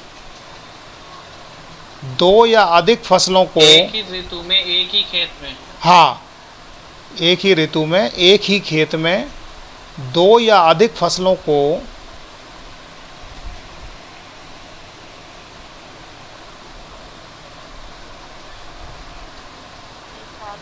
एक साथ उगाना, एक साथ उगाना मिश्रित फसल कहलाता है।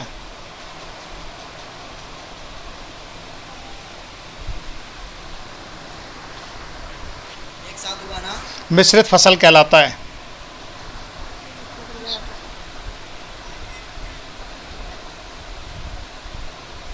आपकी आवाज साफ नहीं आ रही। मेरी आवाज़ साफ नहीं आ रही? नहीं,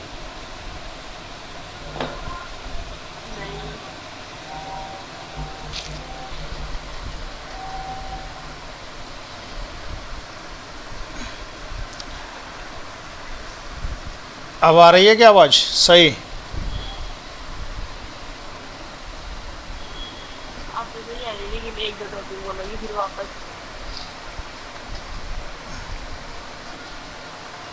सभी के पास प्रॉब्लम आ रही है क्या आवाज़ की? Yes sir. सभी के पास प्रॉब्लम आ रही है आवाज़ की? हाँ सर। अभी तो सही आ रही है। इसमें इसमें पहला लिख के मिश्र आप डालें, इसके बाद में परिभाषा के बाद में मिश्रित फसल के प्रकार।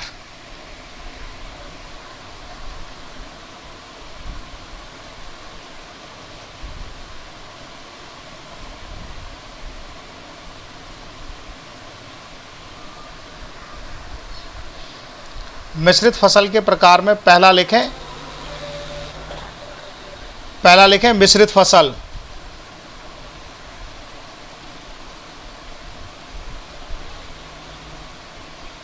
ए डाल के लिख देना, ए पहला मत डालना, ए डाल के लिख दो मिश्रित फसल। ए डाल के मिश्रित फसल। मिश्रित फसल में पहला पॉइंट लिखें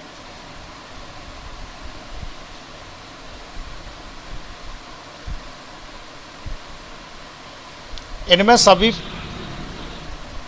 सभी फसलों, हाँ इसके अंदर पहला मिश्रित फसल के अंदर पहला पॉइंट, प्रकार के अंदर मिश्रित फसल और मिश्रित फसल के अंदर पहला पॉइंट,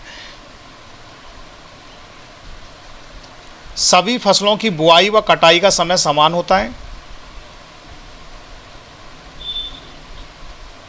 सर दोबारा बोलो। पहला पॉइंट, सभी फसलों की बुआई व कटाई का समय समान होता है।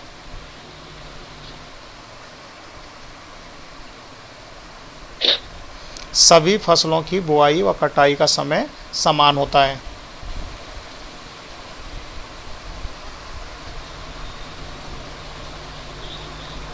सेकंड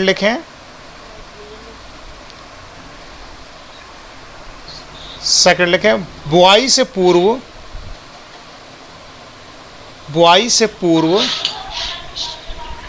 सभी बीजों को एक साथ मिलाकर, बुआई से पूर्व सभी बीजों को एक साथ मिलाकर,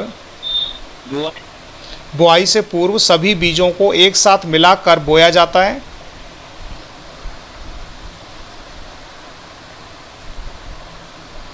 या बीजों को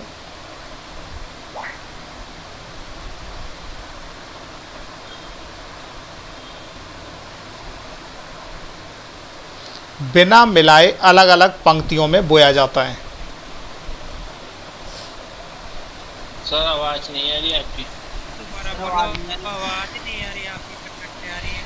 एक बार कट करके फिर वापस करो। एक मिनट रुक जाओ, मैं वापस कनेक्ट कर रहा हूँ एक बार, है ना।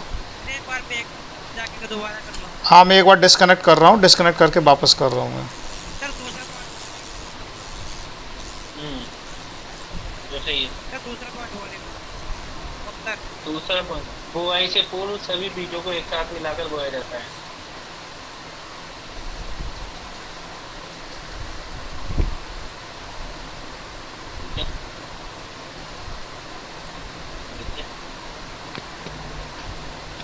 सर हाँ बोल। दूसरा पॉइंट कर तक लिखिए। बुआई से पूर्व सभी बीजों को एक साथ मिलाकर बोया जाता है। या फिर ये भी लिखा है जी। हाँ अगर लिखा है जल्दी मल्ली क्यों ना आवाज सर का यूज है। अरे गोविंदा, एक गोविंदा को तगड़ो बोल जो काई ले जे। हां वाईफाई। हाँ वो ले तो आवाज ही आई थी। सही काहे को नरी तेरी वजह से ही तो खड़खड़ हो गया। आवाज ही आ रही थी वाली। हां अभी ट्रांसफार्मर सा होते हुए की आवाज है। हां यानी यार जब आवाज तो तक तो ना गिरीश पानी दे।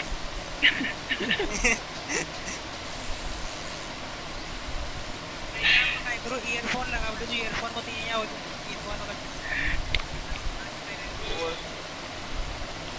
ओ कोई पूछे हेलो किने लो। हेलो, हां अब आ रही है आवाज? अब आ रही है आवाज? हां सर वाईफाई भी कैसे कि डेटा हो जाएगी? एक यस सर आ रही है। आ रही है ना? हाँ तो अब लिखें, अब सही आ रही है ना? अब तो कोई प्रॉब्लम नहीं है।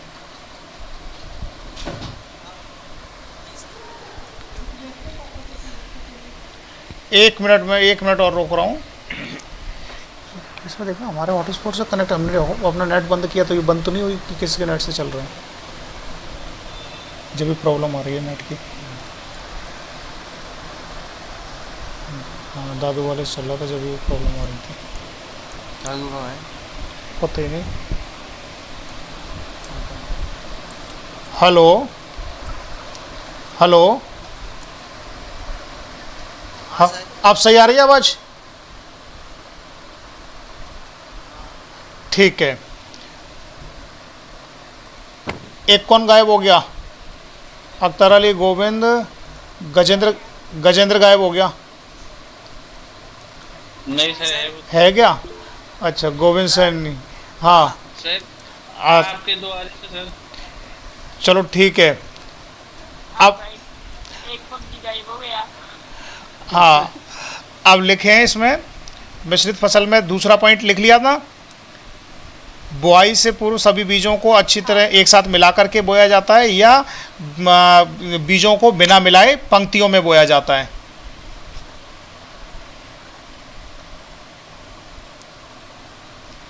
लिख लिया? या बीज को बिना मिलाए। हाँ, बिना मिलाए पंक्तियों में बोया जाता है।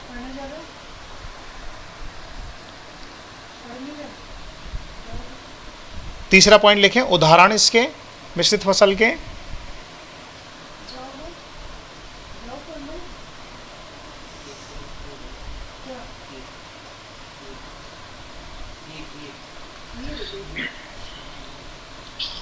एग्जाम्पल में लिखें चना प्लस सरसों,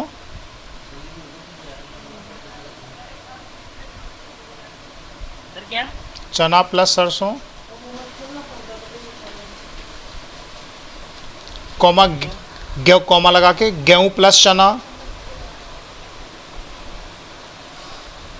कॉमा मक्का प्लस चना।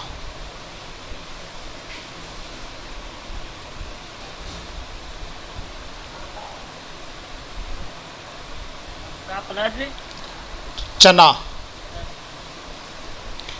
अब भी मक्का की साथ चना।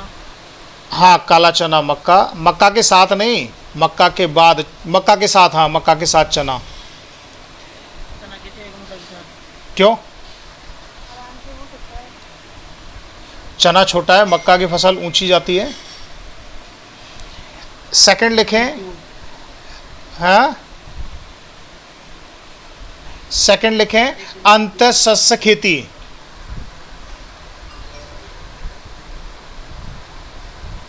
सर इसमें मिश्रित फसल के बाद में हाँ, मिश्रित फसल के बाद में।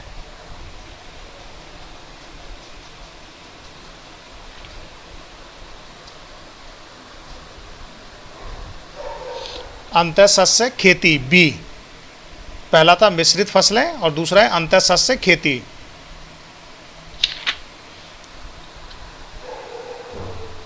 लिख लिया? इसमें पहला पॉइंट लिखें, दो या दो से अधिक फसलें पंक्ति में बोई जाती हैं।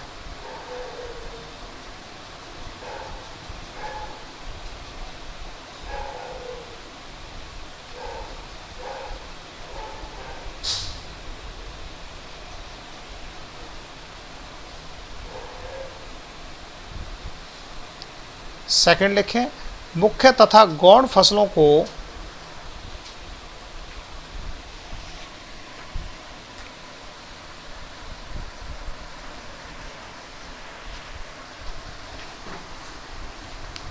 एक या अधिक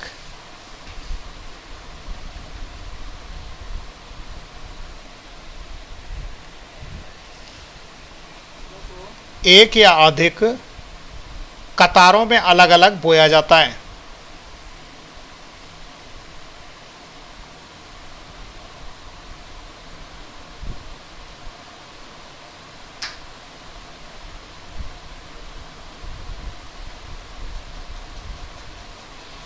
नेक्स्ट लिखें, अंतर शस्य खेती का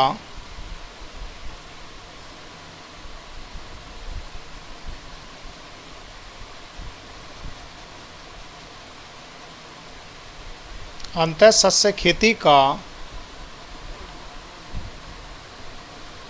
मुख्य उद्देश्य, खेती का मुख्य उद्देश्य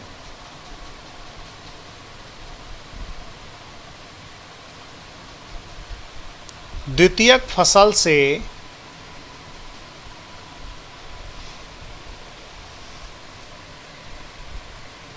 अतिरिक्त लाभ लेना है।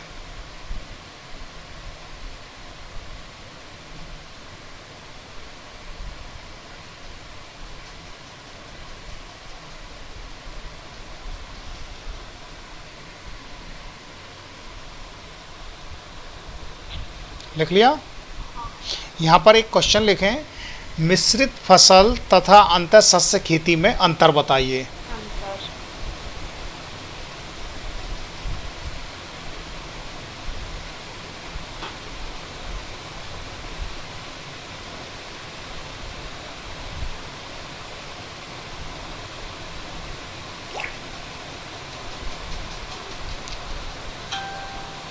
लिख लिया। अब यहाँ अंतर में थोड़ा सा समझ लें। अंतर में सबसे पहली चीज़ अगर मैं बात करूँ तो मुख्य जो मिश्रित खेत फसलें हैं, मिश्रित फसलों का उद्देश्य क्या है हमारा?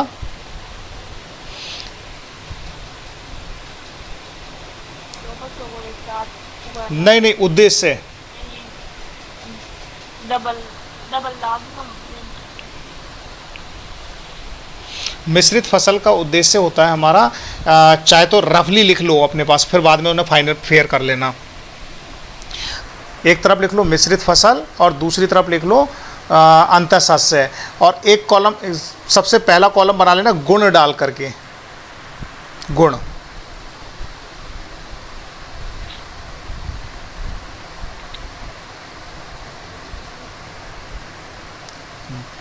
पहला गुण छोटा सा कॉलम बनाना है, जैसे पहले एक बार अंतर मैंने लिखाया था, और उसके बाद में मिश्रित फसल और दूसरा अंतःसस्य फसल।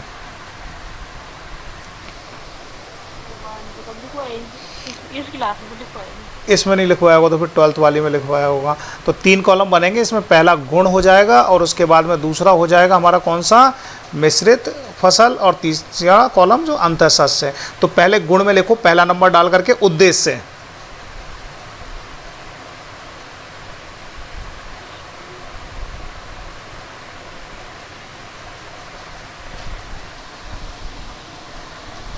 लिख लिया। उद्देश्य में मिश्रित फसल के अंदर लिखें एक प्रकार का बीमा।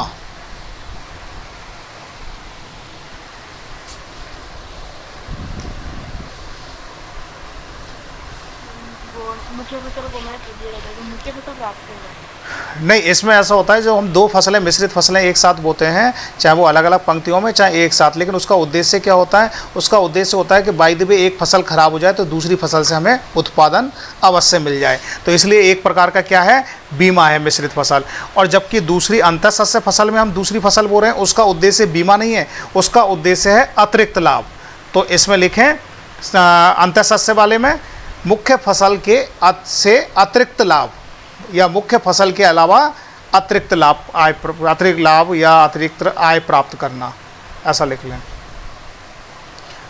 मुख्य फसल के अलावा अतिरिक्त आय प्राप्त करना किसका उद्देश्य है? मिश्रित फसल का, अंतःसस्य फसल, हाँ अंतःसस्यन का। सेकंड गुण लिखें मुख्य फसल के अलावा अतिरिक्त अन्य अतिरिक्त लाभ या अतिरिक्त, हाँ अतिरिक्त लाभ या अतिरिक्त आय प्राप्त करना। अब सेकंड गुण में लिखेंगे, सेकंड पॉइंट बुआई।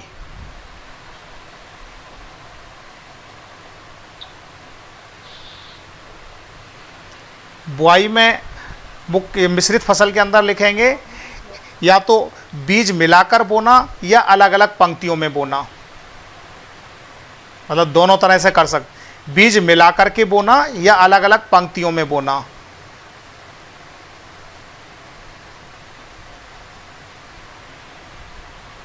यानी कि मिश्रित फसल के अंदर हम क्या कर सकते हैं? या तो बीज को मिला करके बो सकते हैं या उसे अलग अलग पंक्तियों में बो सकते हैं। लेकिन अंतःसस्यन में क्या होगा? केवल पंक्तियों में ही, अलग अलग पंक्तियों में ही बोई जाती है, मिश्रित नहीं करके नहीं बोते। तो इसमें लिखें केवल अलग अलग पंक्तियों में बोना।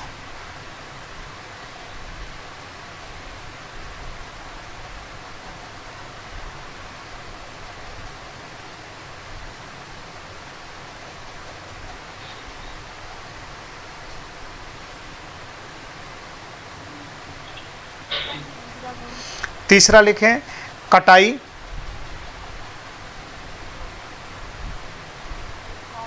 हाँ, इसमें एक मिश्रित में लिखें एक साथ की जाती है।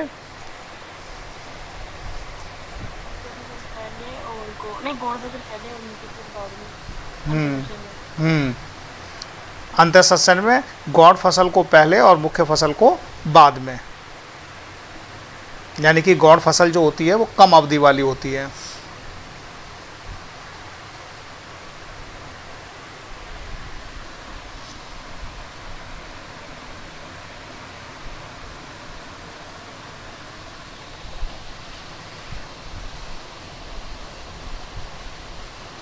लिख लिया।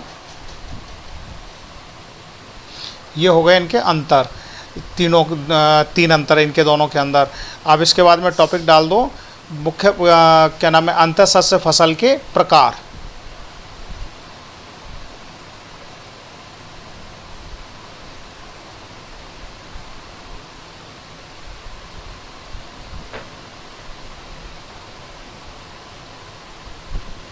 अंतःसस्य फसल के प्रकार में पहला पॉइंट लिखें, समानांतर सहफसली खेती।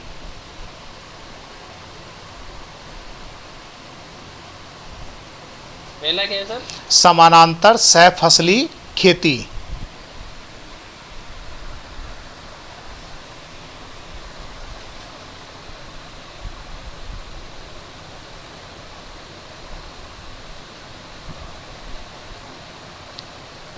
इसमें पहला पॉइंट लिखें, दोनों फसलों की वृद्धि व प्रकृति अलग अलग होती है। दोनों फसलों की वृद्धि व प्रकृति अलग अलग होती है।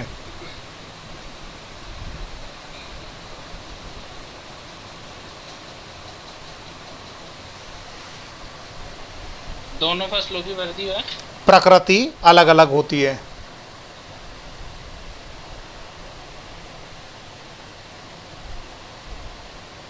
आगे सेकंड लिखें, दोनों फसलों में कोई प्रतिस्पर्धा नहीं होती।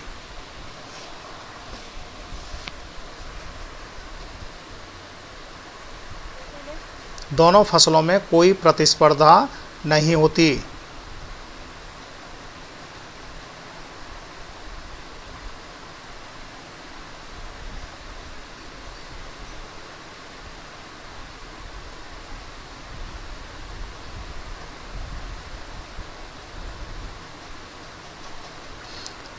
तीसरा लिखें, दोनों से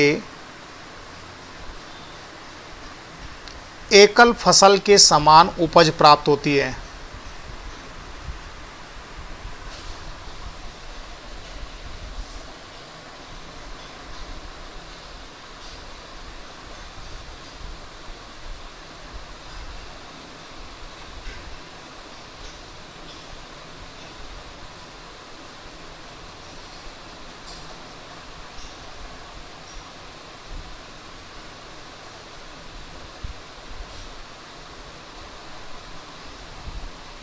लिख लिया। नेक्स्ट इसका एग्जाम्पल लिखें, कपास प्लस चना,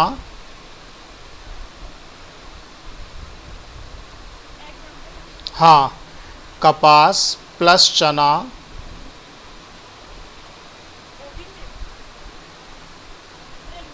हाँ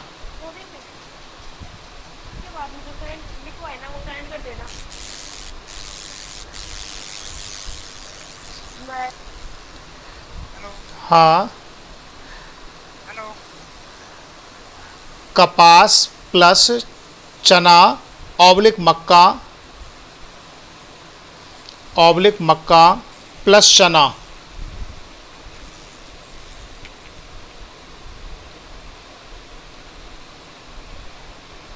ऑब्लिक मक्का प्लस चना, कॉमा लगा करके नेक्स्ट लिखें, गन्ना प्लस गेहूं।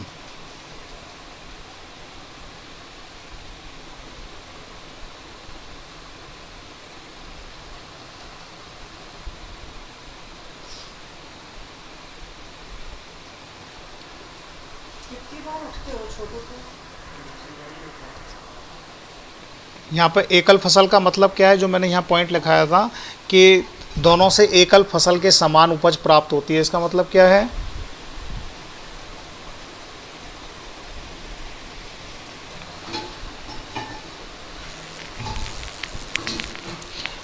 इसका मतलब है कि जैसे हम मिश्रित, हाँ, जैसे हम मिश्रित फसल बोते हैं तो मिश्रित फसल में हमने दोनों फसलें एक साथ बोई हुई हैं, तो दोनों फसलों से अगर एक साथ बो रहे हैं तो हो सकता है कि कोई उत्पादन में कमी हो। लेकिन यहाँ पर एकल फसल का मतलब है जैसे हमने यहाँ पर मान लो गन्ना और गेहूँ दो फसलें अलग अलग, अगर हम गन्ना को एक सीज़न में तो हमने गन्ना बो लिया और एक सीज़न में हमने गेहूँ बो लिया, तो एक बार में एक ही फसल बोई है तो वो क्या कहलाती है? एकल फसल। अब एक बार में हमने जब गन्ना बोया तो उससे जितना उत्पादन, जितनी आय प्राप्त हुई, दूसरी बार हमने गेहूँ बोया केवल अकेली फसल गेहूँ, और उससे जितना उत्पादन प्राप्त हुआ उतना ही उत्पादन यहाँ पर मिश्रित फसल से हमें मिलता है। यानी कि दोनों फसलों से या दोनों से एकल फसल के समान उपज प्राप्त होती है, चाहे हम मिश्रित बोएं चाहे अलग अलग बोएं, लेकिन इनसे जो उपज हमें प्राप्त होगी वो कैसी होगी, दोनों से एकल उपज। यानी एक फसल बोते तब भी उतनी ही मिलती, और अगर हमने दोनों फसल एक साथ में बोई हैं तो दोनों का जो उत्पादन होगा वो उनके समान होगा। अगर हम एक एक फसल अलग अलग बोते और उससे जो उत्पादन मिलता उसके बराबर होता। अब यहाँ पर हमने अगर ऐसा ये कहें कि ऐसा कैसे हो सकता है कि दो फसल जब एक ही खेत में बो रहे हैं और उनसे उत्पादन जो है दोनों के बराबर का मिले, यानी कि जैसे हम अलग अलग बोते तब भी उतना ही। तो यहाँ पर अगर देखें तो पहली फसल हमने क्या ली, कपास ली है, उधर हमने दूसरी फसल क्या ली है, गन्ना। तो यहाँ पर क्या होता है, इनके बीच में P × P और R × R बहुत अधिक होता है। किस किस में, गन्ना और कपास के अंदर P × P बहुत अधिक होने के कारण, तो और बाकी इसके बाद में अगर चना की बात करें या गेहूं की बात करें तो इनका P × P और R × R इनकी तुलना में कम होता है। तो इनके बीच में हम इनके पौधे बो सकते हैं, यानी कि एक कतार इनकी आ सकती है। तो इस तरीके से जो हम फसल दूसरी फसल बोते हैं तो वो किस लिए बोते हैं, इसके अंदर समानांतर सहफसली फसलों की खेती के अंदर बीज की जगह को कवर करने के लिए किस लिए बोई जा रही है दूसरी फसल, इसके साथ में बीज की फसल को कवर करने के लिए, उपयोग करने के लिए। क्योंकि गन्ने अगर मान लो गन्ने की बात करें तो P × R इसका अलग अधिक होगा और उसके बीच में जो खाली भूमि पड़ी है वो बेकार है। तो इसमें हम छोटे पौधे या छोटी कम दूरी वाले पौधे इसके बीच में बो सकते हैं, जिससे हम दूसरी फसल का भी उत्पादन ले सकते हैं। अब ना तो उसमें गेहूँ का उत्पादन कम होगा और ना गन्ने का उत्पादन कम होगा, क्योंकि गन्ने का डिस्टेंस जितना है बीच में खाली पड़ी भूमि का हम यूज गेहूँ के अंदर कर रहे हैं। और गेहूँ के उत्पादन पर फर्क क्यों नहीं पड़ेगा, क्योंकि गेहूं के उत्पादन पर इसलिए फर्क नहीं पड़ेगा, गन्ने की जड़ें गहरी होंगी और गेहूं की जड़ें उथली होंगी। तो इसलिए ना तो पोषक तत्वों का नुकसान होगा और ना ही फसल के उत्पादन पर कोई प्रतिकूल प्रभाव पड़ेगा। यानी कि दोनों से हमें कैसी फसलें मिलेंगी, एक जैसी फसलें मिलेंगी। सेकंड लिखें इसके बाद में सहचर फसलें।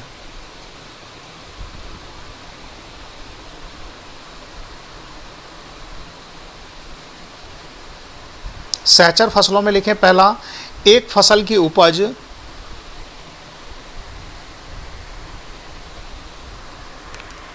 दूसरी फसल से प्रभावित नहीं होती,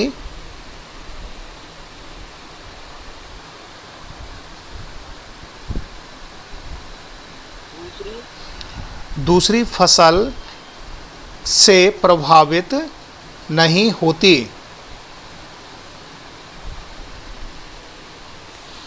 दूसरा लिखें, दोनों फसलों का उत्पादन एकल फसल के समान होता है।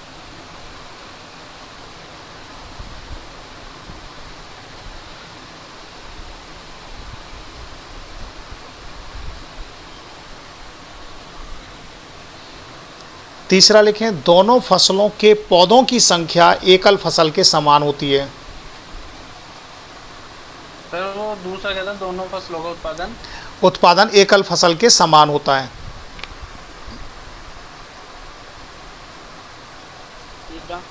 तीसरा, दोनों फसलों के पौधों की संख्या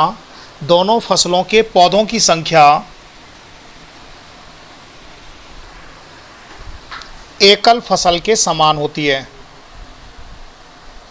दोनों फसलों के पौधों की संख्या एकल फसल के समान होती है।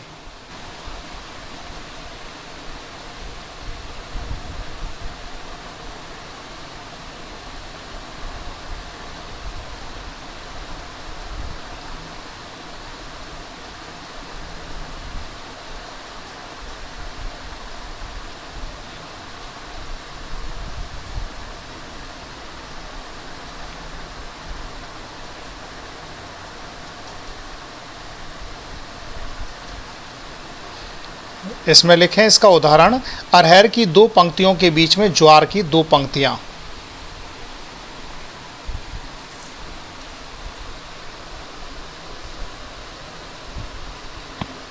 बीच में ज्वार की 2 पंक्तियां।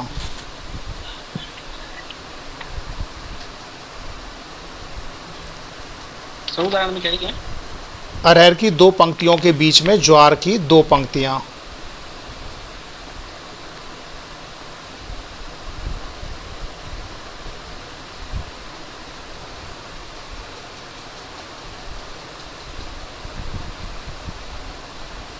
लिख लिया।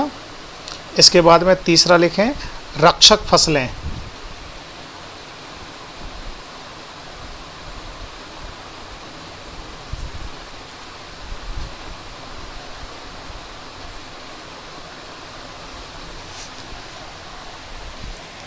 पहले इसमें परिभाषा लिख लें रक्षक फसलों की। मुख्य फसल के चारों ओर, मुख्य फसल के चारों ओर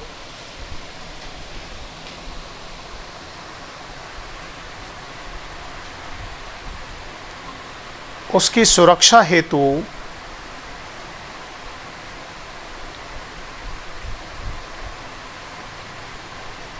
मुख्य फसल के चारों ओर उसकी सुरक्षा हेतु बोई गई गौण फसलों की पंक्तियां,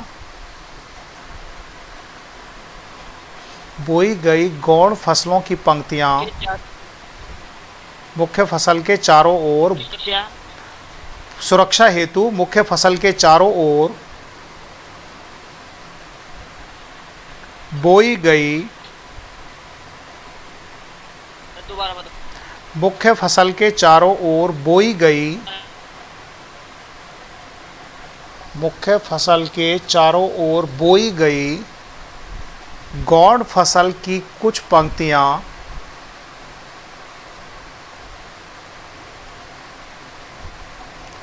रक्षक फसल कहलाती है।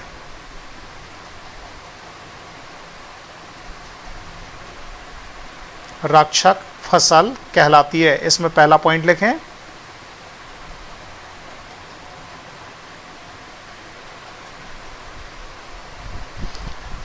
मुख्य फसल बीच में,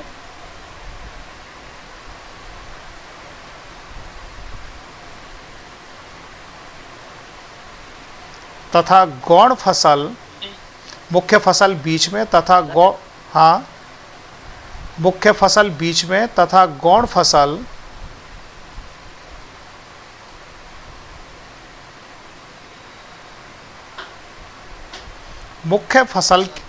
मुख्य फसल के चारों ओर 10 से 15 पंक्तियों में बोई जाती है।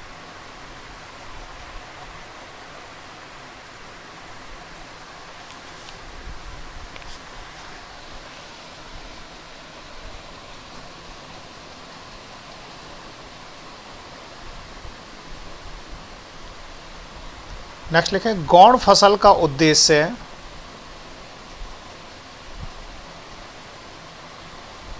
मुख्य फसल की सुरक्षा करना है।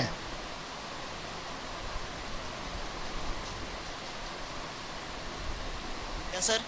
गौण फसल का उद्देश्य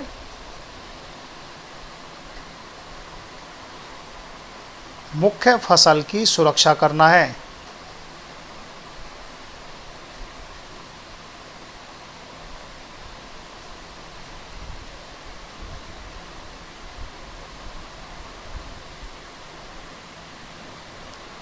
एग्जाम्पल लिखें इसके। गन्ने के चारों ओर सनई की,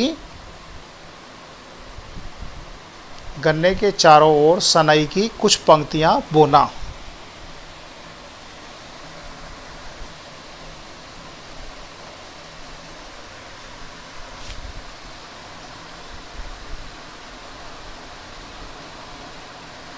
तो काय की सनई की? हाँ, सनई, रेसे वाली फसल है ना सनई, उसकी।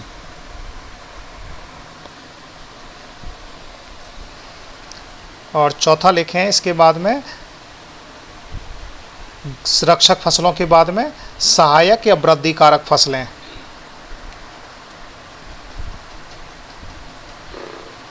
सहायक या वृद्धि कारक फसलें।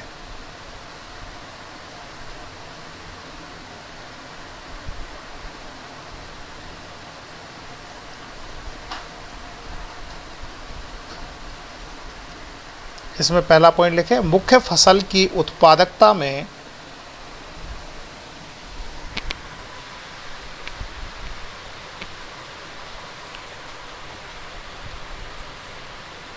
वृद्धि हेतु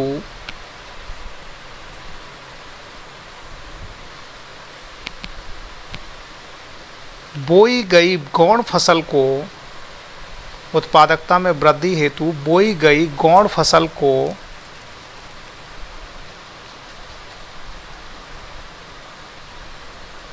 सहायक या वृद्धि कारक फसल कहते हैं।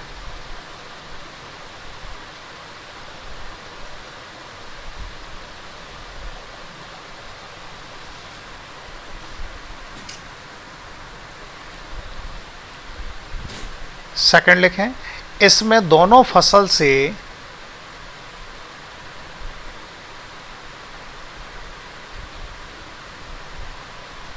प्राप्त उपज या लाभ, इसमें दोनों फसल से प्राप्त उपज या लाभ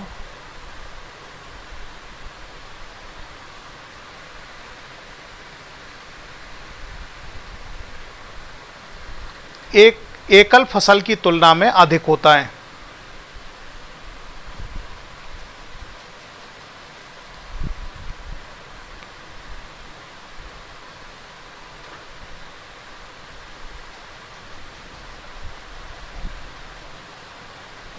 एग्जाम्पल लिखें, बरसीम प्लस सरसों।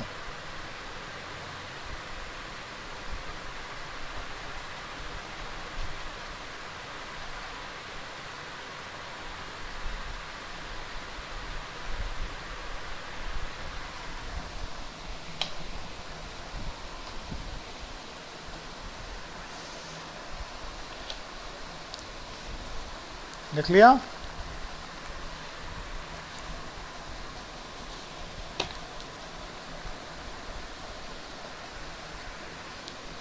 ये हो गया हमारा मिश्रित खेती।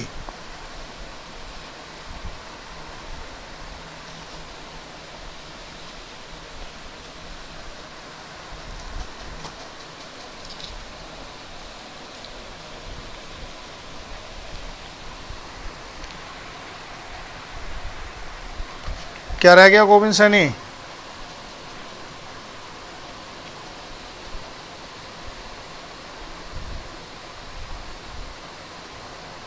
हेलो गोविंद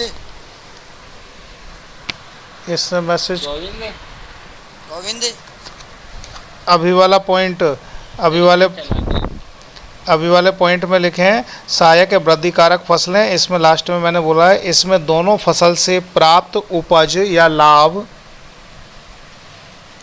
दोनों फसल से प्राप्त उपज या लाभ एकल फसल से अधिक होता है।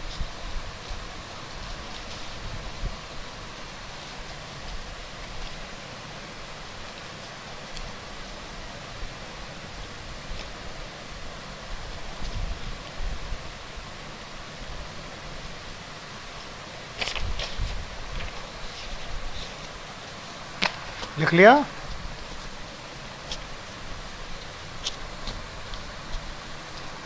ये हमारे दोनों ही कंप्लीट हो गए, एक तो फसल चक्र और उसके बाद में दूसरा हमारा मिश्रित फसल।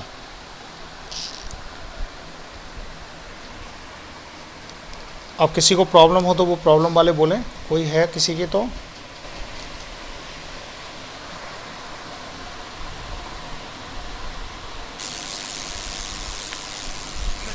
हाँ हेलो हाँ बोल। सर, इसका एग्जांपल क्या है सर? बरसीम प्लस सरसों। प्लस सरसों। और भूमिकरण क्या होता है? हाँ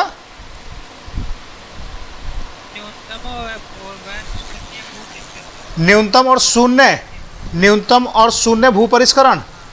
न्यूनतम का मतलब होता है यानी कि मृदा में की जाने वाली क्रियाएं जैसे जुताई, गुड़ाई, पाटा चलाना, निराई गुड़ाई करना, ये सारी चीज़ें, ये भूपरिष्करण की क्रियाएं इतनी कम कर देना कि हमारे फसल उत्पादन पर कोई प्रतिकूल प्रभाव ना पड़े, तो उसे हम क्या कहते हैं? न्यूनतम भूपरिष्करण।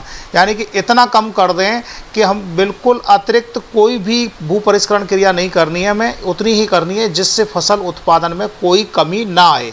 इतनी कम कर दें, जितनी हम सामान्य करते हैं उससे कितनी कम कर दें कि फसल उत्पादन पर कोई प्रतिकूल प्रभाव ना पड़े, तो उसे तो हम कहते हैं न्यूनतम भूपरिष्करण। और जहाँ पर रेतीली मृदा है, मृदा का क्षरण बहुत अधिक होता है, वहाँ पर हम क्या करते हैं? शून्य भूपरिष्करण अपनाते हैं, क्योंकि भूपरिष्करण से क्या होता है? मृदा क्षरण बढ़ता है। तो हम वहाँ पर क्या करते हैं, बिना खेत की तैयारी के, क्योंकि हम जुताई करेंगे तो क्या होगा, मिट्टी खोखली हो जाएगी, पोली हो जाएगी, और उससे क्या होगा, मृदा क्षरण बढ़ जाएगा। तो हम वहाँ पर क्या करते हैं, बिना जुताई किए ही फसल की बुआई कर देते हैं, यानी मृदा में हम कोई भी क्रिया नहीं अपनाते, भू परिष्करण संबंधी कोई क्रिया नहीं अपनाते। और ऐसी स्थिति में क्या होता है, जो डायरेक्ट हम बिना खेत की तैयारी किए, बिना भूमि की तैयारी किए ही हम फसल को बो देते हैं, और उसके अंदर भी हम कोई भू परिष्करण अपनी क्रिया नहीं अपनाते। तो इसे हम क्या कहते हैं, शून्य भू परिष्करण, यानी कि मृदा के अंदर ना तो जुताई करना, ना गुड़ाई करना, ना निराई करना, कोई भी प्रक्रिया भू परिष्करण संबंधी कोई क्रिया नहीं करते। तो इसे हम क्या कहते हैं, शून्य भू परिष्करण, यानी भू परिष्करण बिल्कुल ना किया जाए और हम फसल तैयार कर लें, फसल की बुआई कर दें बिना भू परिष्करण के, बिना भू परिष्करण के हम फसल की कटाई कर लें, उपज प्राप्त कर लें, तो वो क्या है, शून्य भू परिष्करण। और न्यूनतम भू परिष्करण का मतलब जिसमें हम भू परिष्करण को इतना कम कर दें कि फसल के उत्पादन पर कोई प्रतिकूल प्रभाव ना पड़े, तो वो क्या है, न्यूनतम भू परिष्करण। और बोलें, और सर वो कल बता रहे थे ना आप, वो एक वाली क्लास है कि वो उनकी 5 चीजों की आवश्यकता होती है हाँ हाँ हाँ, फसल खरपतवार प्रतिस्पर्धा कहते हैं उसे। फसल खरपतवार प्रतिस्पर्धा का मतलब है जब खरपतवार के पौधे फसल के पौधों से संघर्ष करते हैं, क्योंकि फसल खरपतवार कैसे होते हैं, खरपतवार ज़्यादा ताकतवर होते हैं फसल के पौधों की तुलना में। तो खरपतवार के पौधे क्या करते हैं, फसल की जहाँ पर फसल उग रही है वहाँ पर खरपतवार उग जाते हैं, और उगने के बाद वो क्या करते हैं, फसल से किन चीज़ों के लिए संघर्ष करते हैं, 5 चीज़ों के लिए, जल, वायु, पोषक तत्व, स्थान और प्रकाश। सर एक बार लिखवा दो इसकी। क्या परिभाषा, हाँ सर। लिख, फसल खरपतवार प्रतिस्पर्धा।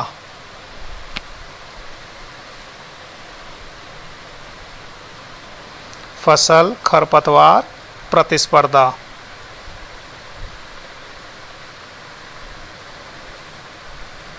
इसमें लिखें परिभाषा, खरपतवार फसल के पौधों से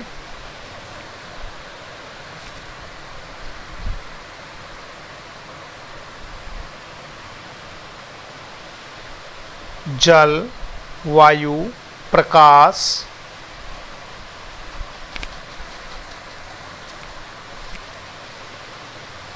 जल, वायु, प्रकाश, स्थान व पोषक तत्व के लिए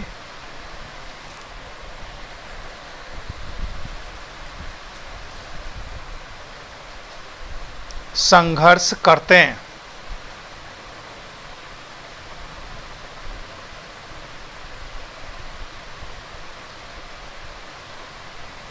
जिसे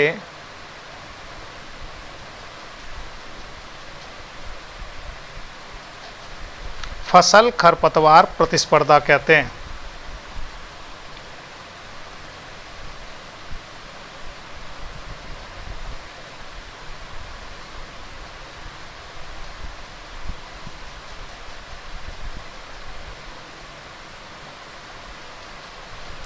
ठीक है, चलो ठीक है बेटा, ओके।